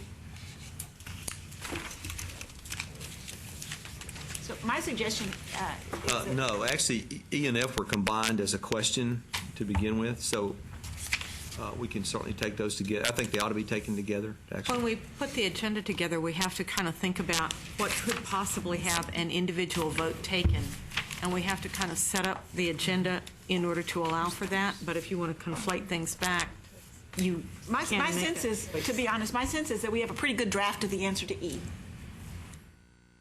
in the first bullet point here. So, unless I see somebody really wanting to talk, I'm going to move that we adopt this first bullet point to address the selection and approval of core courses. But if we're forming a committee, anyways. Well, no, the committee then would be to address supporting documents. The guidelines. That language is not there. The language is not there that Larry used. So let's back up just a second on this. Larry, could you reiterate what you said a while ago? My suggestion was that it read the courses and supporting documentation are forwarded to the coordinating board for final approval. And then we just have a subcommittee that looks at what that supporting documentation would be and maybe brings it to the next meeting so that we could consider that. I don't know if that's all the coordinating board staff wants is the process and the criteria. No, we can look at that. We can look at that as well. Things coming from the staff that they want. So, and I guess on that wording, should it be the process by which they are approved? I think she's going to amend it to yours, which I'm perfectly fine. So the courses and supporting documentation are forwarded so we can erase The criteria. Right. Process. Rex, if we head in this direction, do we need to unbundle, have a motion to unbundle E and F since we bundled them to start with? I think we broke them all out. They're unbundled No. on Yeah. the agenda. Yeah, and When we started this discussion, though, Yeah. E and F was combined into the same question number 4. right. But when we So, and unbundled I the think, agenda, we and I think at this point, all we need to do is just make clear that E and F are going to be treated separately. That's fine. Okay. Yeah. But I got you. Larry, is this the correct wording that you proposed? Sorry, I see it. Yes. Okay, so we have a motion to approve the first bullet as in answer to question E. Second. I have a motion, I have a second. Any further discussion? And keep in mind that we will then, one of the homework assignments will be we'll put together a group to look at that supporting documentation. Okay, no further discussion. All those in favor say aye. Aye. Any opposed? And the motion passes unanimously. Thank you. So the next bullet? So, well, I think we just, yeah. Well, F is what we're going to move on to, and that's embedded in this, though, so. So achievement levels for core learning objectives, and the same group looked at that part, that piece too, right? Right, and that's number, bullet 3 and 4. So whose group was that? It's our same group, Danny's group. So we have Okay. a bunch of us on the group. So then, Danny, give us a little rundown on did- your answer to F. So did we just get through with with the first bullet? With E. Right. We answered E. question E. So now we go to just question F on the achievement Okay, I levels. thought we were just working on the first bullet. We used the first bullet to answer question E. Okay, 'cause so that's we're the blowing agenda off item. the second one. The second Not necessarily. Okay, yeah. I mean, where does it fit? Does it fit under E or does it fit under F? Well, that's for y'all to decide. My suggestion is perhaps we take that second bullet and give it as as instruction to this subcommittee we have formed that will address what the criteria are, because that really speaks to the equivalency of criteria. So as we form this group, this subgroup that is going to consider what are the criteria, that the subgroup be asked to address it in a framework that takes this second bullet into Because consideration. that has to do with the approval still. So the second bullet will be discussed by the subgroup. We would ask the subgroup to consider the criteria in light of this. As long as we're not blowing it off, I'm good. Okay. Okay, now can you address F? Okay, now I'll do the other thing. Just that one was very important to me. Okay. Achievement levels was another difficult kind of conversation, and that's why we came up with a recommendation for using the AAC and U value rubrics, and a statement that said that they should be responsible for maintaining the appropriate level of achievement. Because different institutions are going to place, our expectation was that different institutions would place the beginning level and maybe the intermediate level of achievement in different places within their institution. So where communication is across the board, one institution might place the beginning level in their composition classes and the intermediate level in a science class, and another institution might do it in reverse. So that's why we said that the institution should be responsible for that. And that's what the final bullet says. Now, as we look at what the co-board needs to receive in order to go through the approval process for courses, then perhaps a part of that mapping requirement would be an indication of what level of achievement this particular core course is going to expect for the core objectives that are addressed by that course. That's a possibility. Larry. In this first bullet, are you really talking about component level assessment, or are you actually talking about core objective achievement? I think that's something that we changed earlier when we said core objective inclusion, I think is what we were talking about earlier for that one. About it, but we never made any changes. Yeah. In it. Right. We went somewhere totally different. Yeah, went to lunch. Go back. We talked about it, but I Don't go there. Go back. Yeah, we talked about it. We didn't change it. All right, we didn't make any changes. We didn't make any changes to that. Okay. Obviously, yet. Apparently we're going to. Lucy, can you go back to that? There you go. That one, thank you. So should that read something like when developing criteria for core objective achievement? Or core objective inclusion? Well, but see, you're talking about achievement of core objectives. I'm not talking about selection. Right. This is not how a course gets into the core. This is, are you achieving those objectives? So achievement. Letter F. And Ron. I wonder, as I've listened to the discussion, and I think Danetta indicated earlier that assessment is of the core. And I'm wondering if this question at least may be aiming at assessment but may not be worded appropriately. Yeah, I think it's definitely aimed at assessment if you're talking about the achievement levels for core learning objectives. I mean, what that says to me is that is how well are students achieving these objectives, and that's certainly an assessment issue. And I guess my question would be, do we or do we want to recommend to the coordinating board that they actually get into that aspect of it?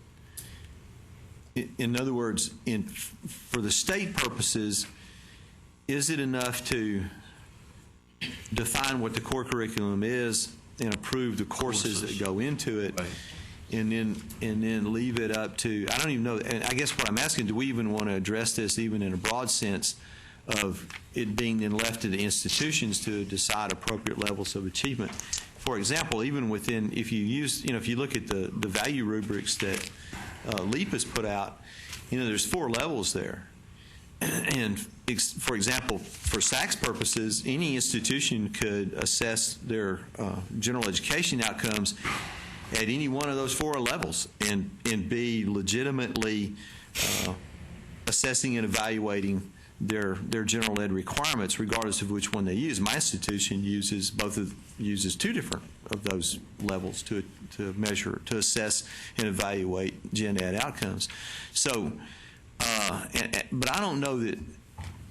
I'm not sure that as a committee we want to recommend to the coordinating board that they get into that kind of detail about what those achievement levels ought to be for students at institutions and that kind of thing. And that's Which I think is precisely you're where I going. was going. I think that if it's the institution's responsibility to assess its program once it's been approved by the coordinating board, then that's an institutional procedure and determination of levels of achievement and of the core curriculum and the core objectives, I think, from an assessment standpoint. Yeah. Yeah, it almost seems to me that what you're talking about is a duplication of efforts here. We're already doing this for SACs. Why do it again? And so the idea here is if we're already doing this, why can the coordinating board accept what we do for SACs already, bless you, as a means of addressing this concern? Yeah. And in fact, under the current system, they do accept what we do for SACs already. To build on that too, the direction that this is heading, I don't think the coordinating board wants to be out there having to then evaluate that we're doing everything that we're saying in there, and that seems like what we're putting in place. That's what SACS does right now. So why should the coordinating board, with the vast amount of manpower they have, go out and do that? Yeah. I don't think that's the I think maybe, Danny, correct me if I'm taking your group and discussion the wrong direction, is that in the fourth bullet there, the very first word there is faculty decide the level of achievement. How and where, whether it's UT does it or UNT or how they do it, but it's that bottom line of faculty decide the level of achievement, but that it must be determined at the institution. That what level, how it's done, whether it's aligned with SACS, how your institution does it, but it's that faculty determine the level of achievement. Not us. Not us sitting here at this table. Not some stringent rule for the entire state to run by, but that it is determined, right. And it's the faculty that bring that up. And so I guess in some ways the catch-22 for the committee is we had a question to answer. so maybe the answer is that the faculty and the institution are responsible for determining and assessing levels of achievement in the core. I want to go back to the original question when we started last time. And if we read question 5, it says, that's why it's one big question. How should courses be selected and approved for inclusion in the institution's core curriculum? How should the appropriate level of achievement for each core learning objective within a component area be determined? In other words, those two were kind of grouped together so that what courses should be counted? What courses should be included? That was the big question. But once we asked that big question, we separated two and say, how should they be approved, selected and approved, and how should who says that there's enough communication in there already, or enough critical thinking in there already? That was the level. It's not the assessment of the entire core. So have we answered this question in bullet 1 that we've already approved? Yes, I think that question's already been answered in bullet 1 and already answered through our table of assigning to component areas certain course objectives. And I can't make a motion, but I would make a suggestion that this be, as an answer to item F, that this be reworded to the AAC and U value rubric should be used as a guideline when developing criteria for course objective assessment, period, for bullet 1, and in bullet 2B, institutions should decide and are responsible for maintaining the appropriate level of achievement,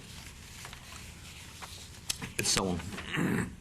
If it's appropriate, I know you're indicating that you can't make a motion. Are you looking for a motion to that effect? I'd love to have a motion. To that effect or some other effect. I so I don't hear a second. Okay, we have a motion. And that was, can you say the wording again for Lucy? Yes. Okay, the A, C, and U value rubric should be used as a guideline when developing course objective. Core objective. core objectives assessments. Period.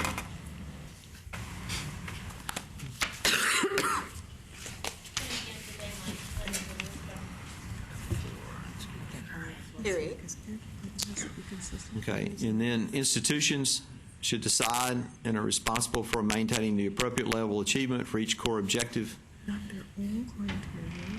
required for the courses in their cores.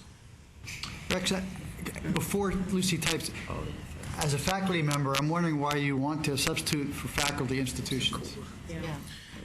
Frankly, because I don't want it left entirely up to the faculty to decide. I think it should go. I think those things should go through sort of routine faculty processes where the faculty play a role, administrators play a role, the assessment office plays a role, particularly in this issue. And I guess from the standpoint of some of the SACS requirements that say faculty and administration participate, we would have to. And faculty must drive curriculum. Now, I think the now at an institutional level, the institution can leave it entirely up to faculty if they want to. I have no problem with that at all. Period. But I don't know that the coordinating board. I don't think the coordinating board should be then deciding that any particular level should or should not be involved in those decisions. I think what faculty. I'm sorry. Go ahead, Shannon. I was just going to say faculty involvement is guaranteed in the first bullet because it is an appropriate review by a body of faculty that represents the institution's diverse programs.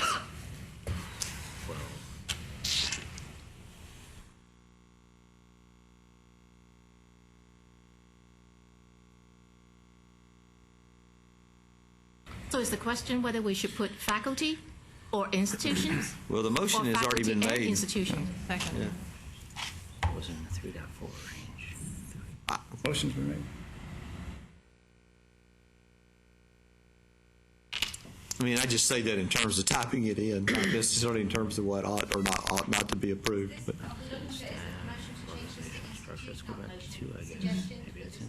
No, the motion is, and there is a motion and a second on the floor. The motion is to institutions should decide and are responsible for maintaining the appropriate level of achievement for each core objective required for the courses in their cores. Or for degrees. General ed. Do we have? Is this the time we get to discuss? Yeah, yes. Are we still? Is that still appropriate? So I'd like to suggest an amendment which would strike the words "should decide" and that would, in a sense, refer back to the first item, which where the faculty make the decision and holds the institution responsible for sustaining and maintaining. Second. Yeah. Ron, is that a friendly amendment? Yes. If you'll accept it. Well, Ron made the motion. On behalf of Rex. And who seconded Ron's motion? Agree to which is. Jeff did, right. So, and he's already approved. So that's acceptable. So that's great. Let's go to 3. It's 3. That's better. That's what I thought too. Call the question? Okay. Are we ready? Do you want to formally call the question, or do you want to have one more discussion? No, I don't want to preclude conversation, but if we're ready to move, I'm ready to move. Okay. I'm not ready to move yet. You're not? Okay. Ken? I just want to clarify something. Bullet number 2 that Danny asked about is where we spent substantial time.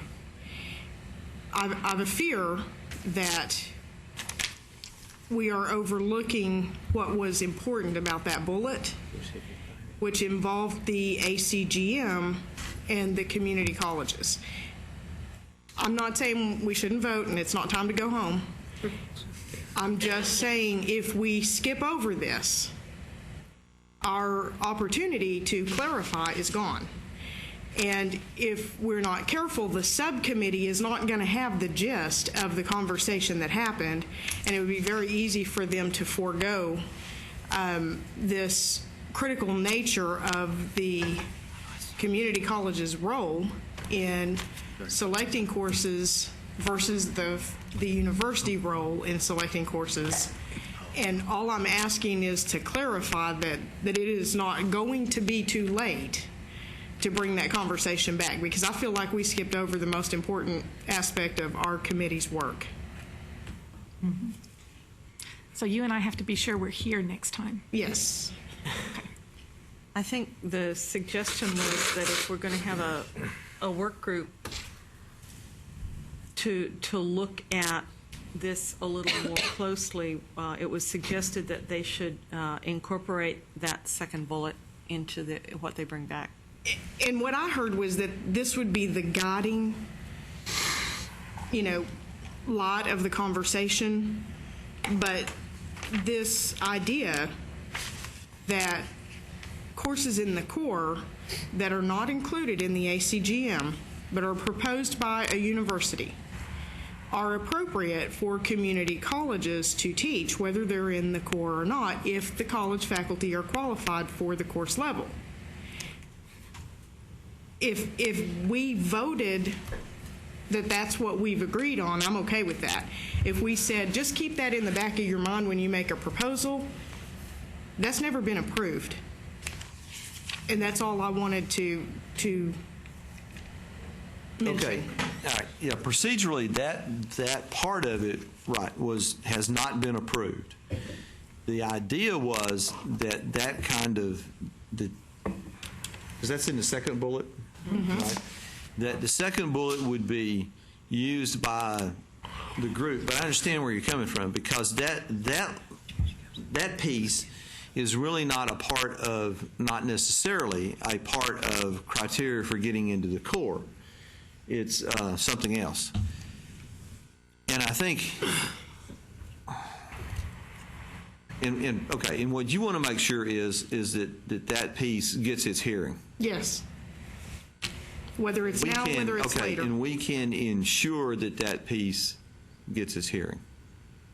Okay, because we can then, whatever we need to do, either now or at the next meeting, to make sure that piece is placed on the agenda. Okay. We can actually put it on the agenda as a completely separate item, or an addendum to whatever. Okay, but we can ensure that gets its hearing. Okay. So I understand what you want. Thank you. Okay. And is that, and if the rest of the committee is sort of amenable to that, I'll take either, unless you shake your head vigorously no, I'll take that as a yes, and we'll include it on the next agenda. Okay? Sure. Okay. All right. Okay. So shall I call the question now? No, we have to vote on it. Is there any further discussion? Okay. The motion is as is presented on the screen. This is for paragraph F. And this is an answer to item 4F. So, all those in favor say aye. Aye. Aye. Any opposed? The motion passes unanimously. Pretty much follows that. Okay, now we go to the last part of number 4, part G, which has to do with the guidelines for the establishment of recommended or sample core curriculum tracks for different disciplinary areas. And Mark, can you walk us through your committee's decision or recommendation? Yes, on this one, and this was a tougher one for everybody to kind of get their hands around. When we started looking at the general track issue, we saw that quickly this could become pretty unwieldy if we went down that path.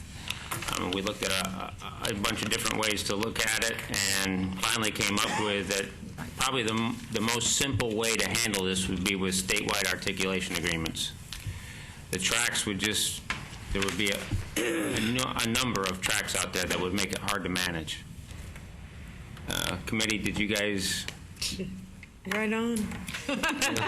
I mean, my concern is, I served on that subcommittee, so I'll speak as a member of the subcommittee. My concern with it is that if you start with this notion of 4 tracks, and let's say you have a track for natural science, for sciences, well, quickly that track falls apart depending on whether the student is majoring in biology or physics. Okay, then that track is automatically kind of gone by the boards, and so then you need to have a track for perhaps life sciences versus the physical sciences, and then that may get blown apart too. And so I think the idea of tracks, while in certain majors and disciplines actually makes some sense, if what we really want to do is provide the best possible advice that we can to students, then that really involves a lot of heavy-duty advising on the part of institutions, particularly those that transfer large numbers of students. And I just didn't see tracks as being helpful, whereas statewide articulations would be helpful.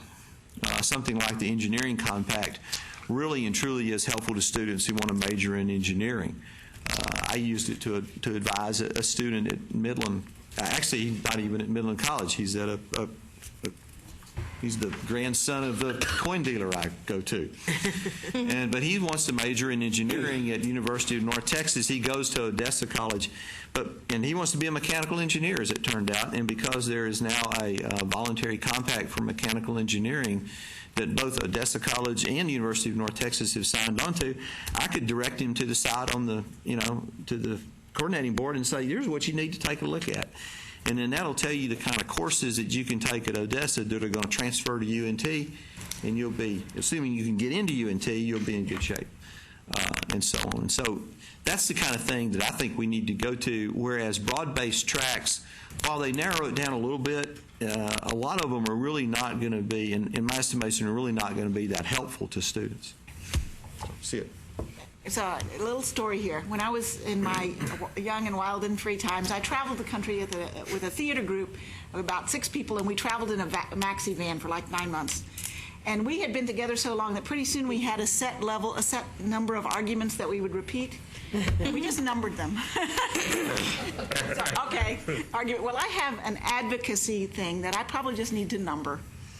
But advocacy issue for me is that we need a online, statewide degree audit system. We just need to do that because we need the capacity for students to know wherever they are, where they can get to where they're going, despite the fact that they maybe didn't start out there. And I know there's an expense to it, but if I think about the exact sort of thing we're talking about here, it's great to have an articulation agreement for mechanical engineering, but if we think of the number of degree programs that exist across the state and how many articulation agreements that would require, and hopefully engineering is something that gets updated from time to time, how many of them have to be updated, we just need to bite the bullet and put something online that students can find their way from wherever they are right now with whatever courses they've taken to the best next option. And I think it would give us a market economy frame that would do the things that we are trying to mandate, like 120 hours, for example. I am in favor of having the degree requirements be constrained. But there are real reasons for some degrees to have more hours than others, even because of specialization, because of well, our College of Music BFAs require more hours than others. I would say if you want to be a elementary school teacher of music, you probably don't need that extra hour. But if you want to perform in France and have your degree known, if you get it at North Texas, it will be. There is a decision process that would be available to students as they go online to decide what is the value of this, and that vote with your feet kind of process would help constrain some of the things that we're trying to constrain legislatively or arbitrarily from the outside, would give it some real meat from the inside. So I will have to call this advocacy issue number 1, and I'll try not to repeat it too many times. And our co-chair Rex, who is one of the 2 remaining convening members of this committee, who's been at every committee meeting, I think, since the beginning, reminds me that it was one of our recommendations in the UEAC's report 2 years ago that this was a good idea. It's no small thing. It will take a lot of advocacy to get it done. And a lot of money. I think it's worthwhile. Yeah. Do you know, how much we try to look at this issue, students are going to change majors, and especially in the area of math and science, in some cases speech. There are going to be set requirements that are in the core that will not fit with a different major. And if they choose to change, that's the price they're going to pay, whether they're transferring or staying within the same institution. So part of this problem, I agree with where we need to go. I'm not arguing with that, but it's like this is just inherent that when someone goes on, I've always advocated you need to encourage people to take the highest level of the course that they're qualified for. Let them take the calculus class rather than taking an algebra class if they can do the calculus, because that gives them freedom to move on. Right. But we're not going to solve this one, I don't think. Well, I don't think we all agreed. It was just that if we're going to work, this is what needs to happen. We're all going to get on the same page. This is what has got to be accomplished. But I don't know that we all agreed that there was any way we could ever get there or do it.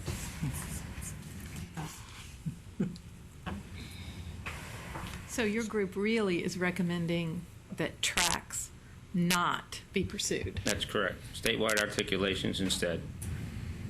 Okay, so that's a different thing than just saying tracks don't be pursued. Statewide Yes. discipline articulation agreement? Well, the original question posed in the committee was whether there should be a limited number of tracks developed and core curriculum tracks, by the way, not degree tracks, but core curriculum tracks that would try to feed into, say, the natural sciences, to mathematics, to business, to social and behavioral sciences, to humanities, for example. You could sort of even take our component areas if you wanted to and have some kind of general education track. And that was really the idea that we started with, but I think we rather quickly realized that what's the value of that to a student? Well, the idea of having the general, the tracks in the first place was that depending upon what a student's major was, that this track would be better for them, that the social and behavioral sciences track would be better for them if they wanted to major in history than the science track would be. Well, actually, if you're going to major in history, and it really doesn't, truth is that either track will serve you well if you're going to major in history. Okay? Truth is.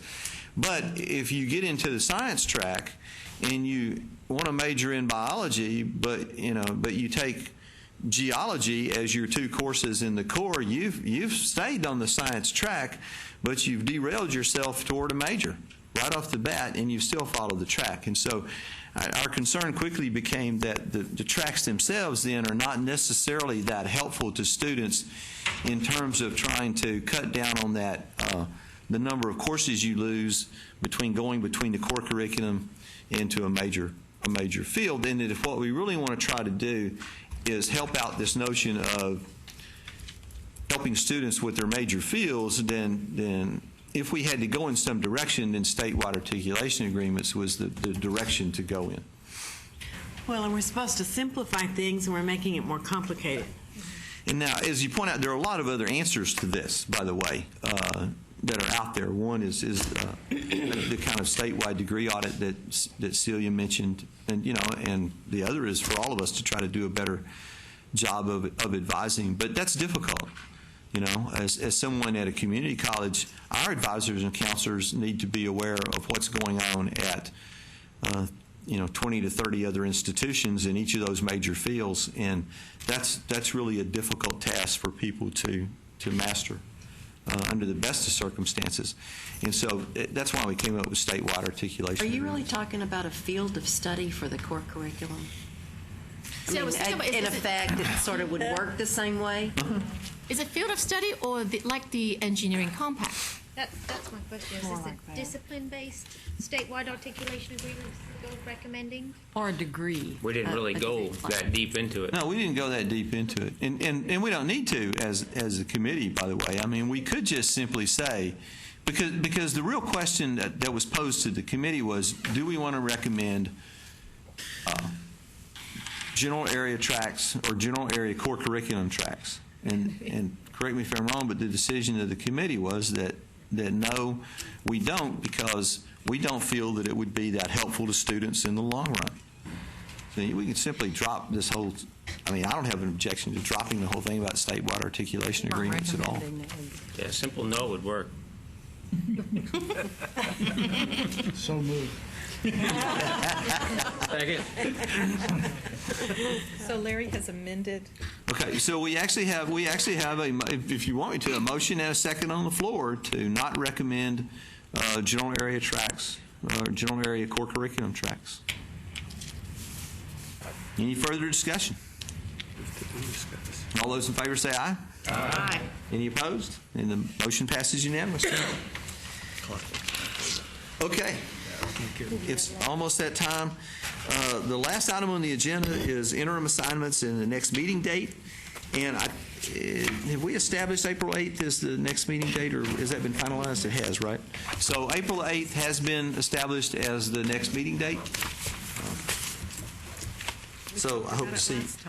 Yep. So I hope to see all. Well, the last time it was still kind of tentative due to room schedule, but that's now been finalized. So we will. June 10th have it is then. tentative. And June 10th is still tentative. Yes, thank you to everyone who responded to the dates.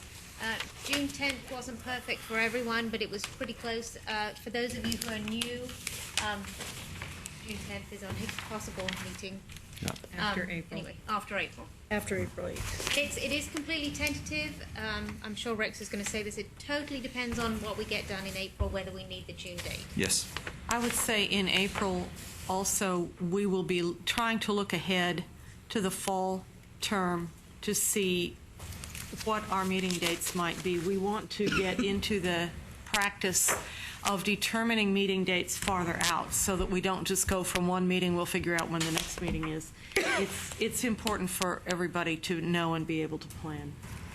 As Lucy pointed out, the April 8th meeting, then we'll also make the determination of whether we really do need to meet on June the 10th or not. Again, as originally conceived, the notion was that the committee would probably meet about 3 times a year, roughly, fall, spring, and summer, more or less. And what we have done is we've met 5 times a year, twice in the fall, twice in the spring, and once in the summer. But now that we're getting very, very close to wrapping up the core curriculum revision, we may be able to avoid a June 10th meeting. So that will determine the level of dedication and, well, let's just leave it at that. That'll be determined by the level of dedication you exhibit between now and April 8th, because I'm about to give homework assignments. And we, yes. Because I was chatting at the conference and with the AAC and you about this concept of when we might ask the coordinating board to consider the core objectives. And I remember I think we started with April. Mm-hmm. Clearly. And we went to July. Yeah.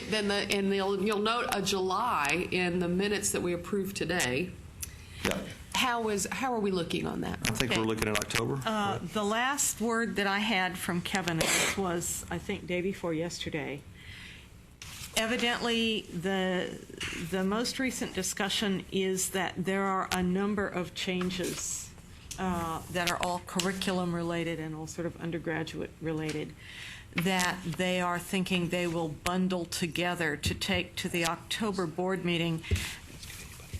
We're looking at this April 8th meeting in part because it is past the date at which no new legislation may be introduced in this session. So we will know by April the 8th whether there is people can still file bills. So if there's going to be a bill introduced to mess with the core curriculum, if there were a bill to reduce it to 36 credit hours, for example. We don't have any idea whether that's going to happen, but we have to allow for that possibility. We will know that by April the 8th. And that also will go into the decision about what the trajectory is. But right now, Anya, correct me if I'm wrong, but I think October is the target date, which means the September SPP meeting, because everything that goes to the board goes through either the Closing the Gaps or Strategic Planning and Policy committees of the board. They meet about a month before the board meeting. So, Lucy, I haven't looked up the date in September when the SPP meeting is, but that would be our target. And frankly, our deadline to have agenda materials prepared is about 5 or 6 weeks ahead of that date. So September the 20th. Yes. So I would think probably early July would be our deadline for agenda materials to be completed and submitted for review to the executive layer here at the coordinating board. Okay. But don't think the committee will be dissolved. You're not done yet. Now, there are, if you go back and look at that report, there are a number of recommendations. I can't remember. 19. I started to say 18, but I knew that was right. 19 with strategies for each one. Yeah, there are 19 recommendations in that report, of which we have tackled 2 or 3. So there's still plenty of stuff left to do. Okay, interim assignments. Government political science courses.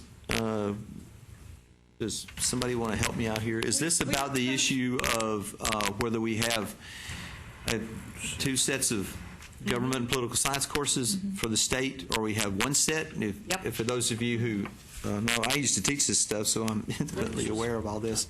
There are 2 sequences for government political science for the 6 hours that are mandated, 2301 and 2302, which is one sequence combines federal, state, and local government all together, and typically you teach Constitution and institutions in one half, and you teach what is known as behavior in the other half. So you teach the Constitution and then Congress and the executive branch and judicial branch, and then in the other half you tend to focus on interest groups, political parties, and voting and that kind of stuff.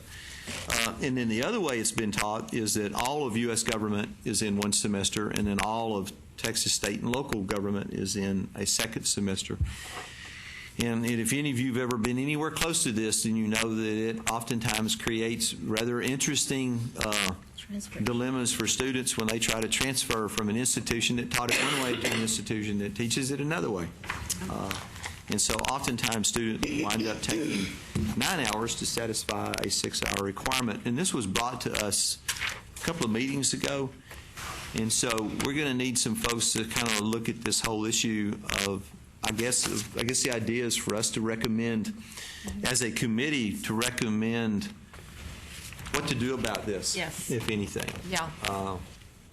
And of course, the political dilemma is that if you look at how this is taught, it roughly half the institutions in Texas teach it one way, and half teach it the other way. And there's no big preponderance of community colleges teach it one way and universities another. No. Oh no, it's really mixed and matched. Half the community colleges teach it one way, and about half the 4-year schools teach it one way. I mean, it's truly split almost right down the middle in terms of how it is. Even within systems, it's different. Yeah. So there's impact no matter what way we go. Oh yeah. Yes. It upsets somebody no matter what we do. But we've been given a clear directive that we need the committee to give us a recommendation about how to proceed. Yep. So Lucy and I stand ready to work with whoever wants to step into that circle of fire. So let me. There's no fire. We have cookies. Yeah, it is a fire too. Listen, when I served on the academic course guide manual committee, we tackled this once, and it was not necessarily well received by anybody out there. Rex, not having people lead forward to volunteer. Christopher? I believe in truth in advertising. Sorry? Sure. Are student members allowed to volunteer? Absolutely. You bet. Let me go, but let me come back to that one. Let me go through the other 2 assignments, and then we can kind of sort out who wants to do what. We have 2 interim assignments based on the work for revising the core curriculum, and one of them is to look at Item E, right? Yeah. There it is. At item E again, okay, and we said we'd come back to that. And we're going to ask for volunteers, but we'd also like to have the Larry and Larry. Not Daryl and Daryl, but where's Daryl? Yeah, but Larry and Larry involved on that one, and also Terry Walsh, if you'll do it. And then either myself or Agnes will be involved in that, and then one of you, the 2 assessment folks, if you would be involved in that as well, and then whoever else is interested in that piece of it. So that's one of them. And then the second one is to help finalize the draft of the report itself that was sent out on revising the core. I think all of you should have gotten a draft of that. To finalize that, but that also includes the stuff that we voted on today, but to also look at that, and we would like to have Mark and Jeff Schoenberg serve on that one if you would, and David below, if you would also serve on that, and then, and of course, Lucy and Catherine will both be involved in that one, naturally, and then Agnes and I will take that one, and then Lorraine or Danita, if you would also look at that as well. And then we have this third interim assignment of looking at the government and political science courses. So, and you know, I will tell you that as a government and political science person who has taught this course in both ways, and spent most of my career teaching it as two separate, you know, separating U.S. government from Texas state and local. I think there's a lot of good reasons to go the other way. Frankly, one of them involves textbooks, because you can get a student to buy one textbook that's good for 2 semesters as opposed to more, and that kind of thing. So I think there's a lot of good reasons to go the other way. But I think we do need to go one way or the other for the sake of our students. And in the end, I can live with either way, but as long as we go one way for the sake of our students. So do we have anybody that's interested in looking at this, at the political science question? And Christopher, that's the one you want in on? So that'll work. I will too, Rex, because we have a real problem. We don't pass it. A real big problem. Okay, so we have Christopher and Joyce. Anybody else? Ruben? Okay. Thank you. And I will also weigh in on that too. Thank you. As part of my whole. I can certainly give you the stuff from the ACGM and how well that went. Okay. Well, you know, we finally floundered around on basically the issue of it being split, and no one really wanting to give up the other way. But I think we can help force the issue if we need to. So, and we actually thought we had come up with this sort of, see, I'm being recorded, right? A half-baked solution to the problem, but it hasn't worked well. And I think that's a piece that we also need to keep in mind, that we thought we'd actually found a somewhat reasonable solution to this that would work for students, and it hasn't been used, and it hasn't worked. So I think that's another reason to revisit this and come back to it. I just feel if they're mandated, they need to be consistent across the state, especially because they're mandated. Okay, now let's go back to question E. Outside of the people that I mentioned, and anybody else is free to join in this discussion if you want to, by the way. So anybody else want to be a part of this? One of the things we're trying to do, and we know Shannon and Danny really care about this, but what we'd like to do is try to have different committee members to look at and reflect on these things from one meeting to the next, so that we really get a good mix of opinions. And we know y'all's position on it, and we want that heard. Gotcha. But we also want to make sure that it doesn't become a two-person kind of issue for the committee. I apologize. I just want to make sure some community college people are on there. Absolutely. And that's one reason we asked Terry. She has a lot of experience with, matters that I think would suit her really well for that. But anybody else? I mean, say, I will. I don't have a whole lot of experience with it, but sometimes that outside eye looking at it will ask. That's great. Okay, so on E. And I think Danny and Shannon, if you want to be in on it, that's fine. I just want to make sure that we also have some other minds focusing on it. As long as there's community college people on the committee, I'm fine. Yeah, absolutely. Okay. And I think one of them needs to be on this issue. This is supposed to do it. Frankly. Okay. Okay. You can. Okay. We'll let y'all sort that out. Okay, and that's for question E. And then finalizing the draft, does anybody else want to weigh in on that one? If that's the second bullet issue, I'll work we on got you that down one. for I worked that on one. that one last time, so Okay. have a head start. So then we'll ask That goes the Lorraine other to way hang then. out with the ones redoing, Whatever it is on that slide. finishing you the help with. draft. You want me to do that? You do go. Is that okay? I can't. Are y'all going to change again? You're going to do on the E, that is taking supposed documentation and blowing it out. That's what it is. Yes. That's what you already No, that's fine. No, that's fine. Okay. We do need to make sure that we've got community colleges represented, because this is something that has to do with Okay, and I'll take a look at their ability to teach courses. in the next day or two. Then I'll take a look at the membership of these, and if I need to, I'll ask others to join. How does that sound? So that we get some balance. Okay, on the subcommittees. Okay. Any other business for the good of the order? It's like a mess. Oh, it is a mess. Okay, hearing none, the meeting is adjourned. Thank you all. Thank you.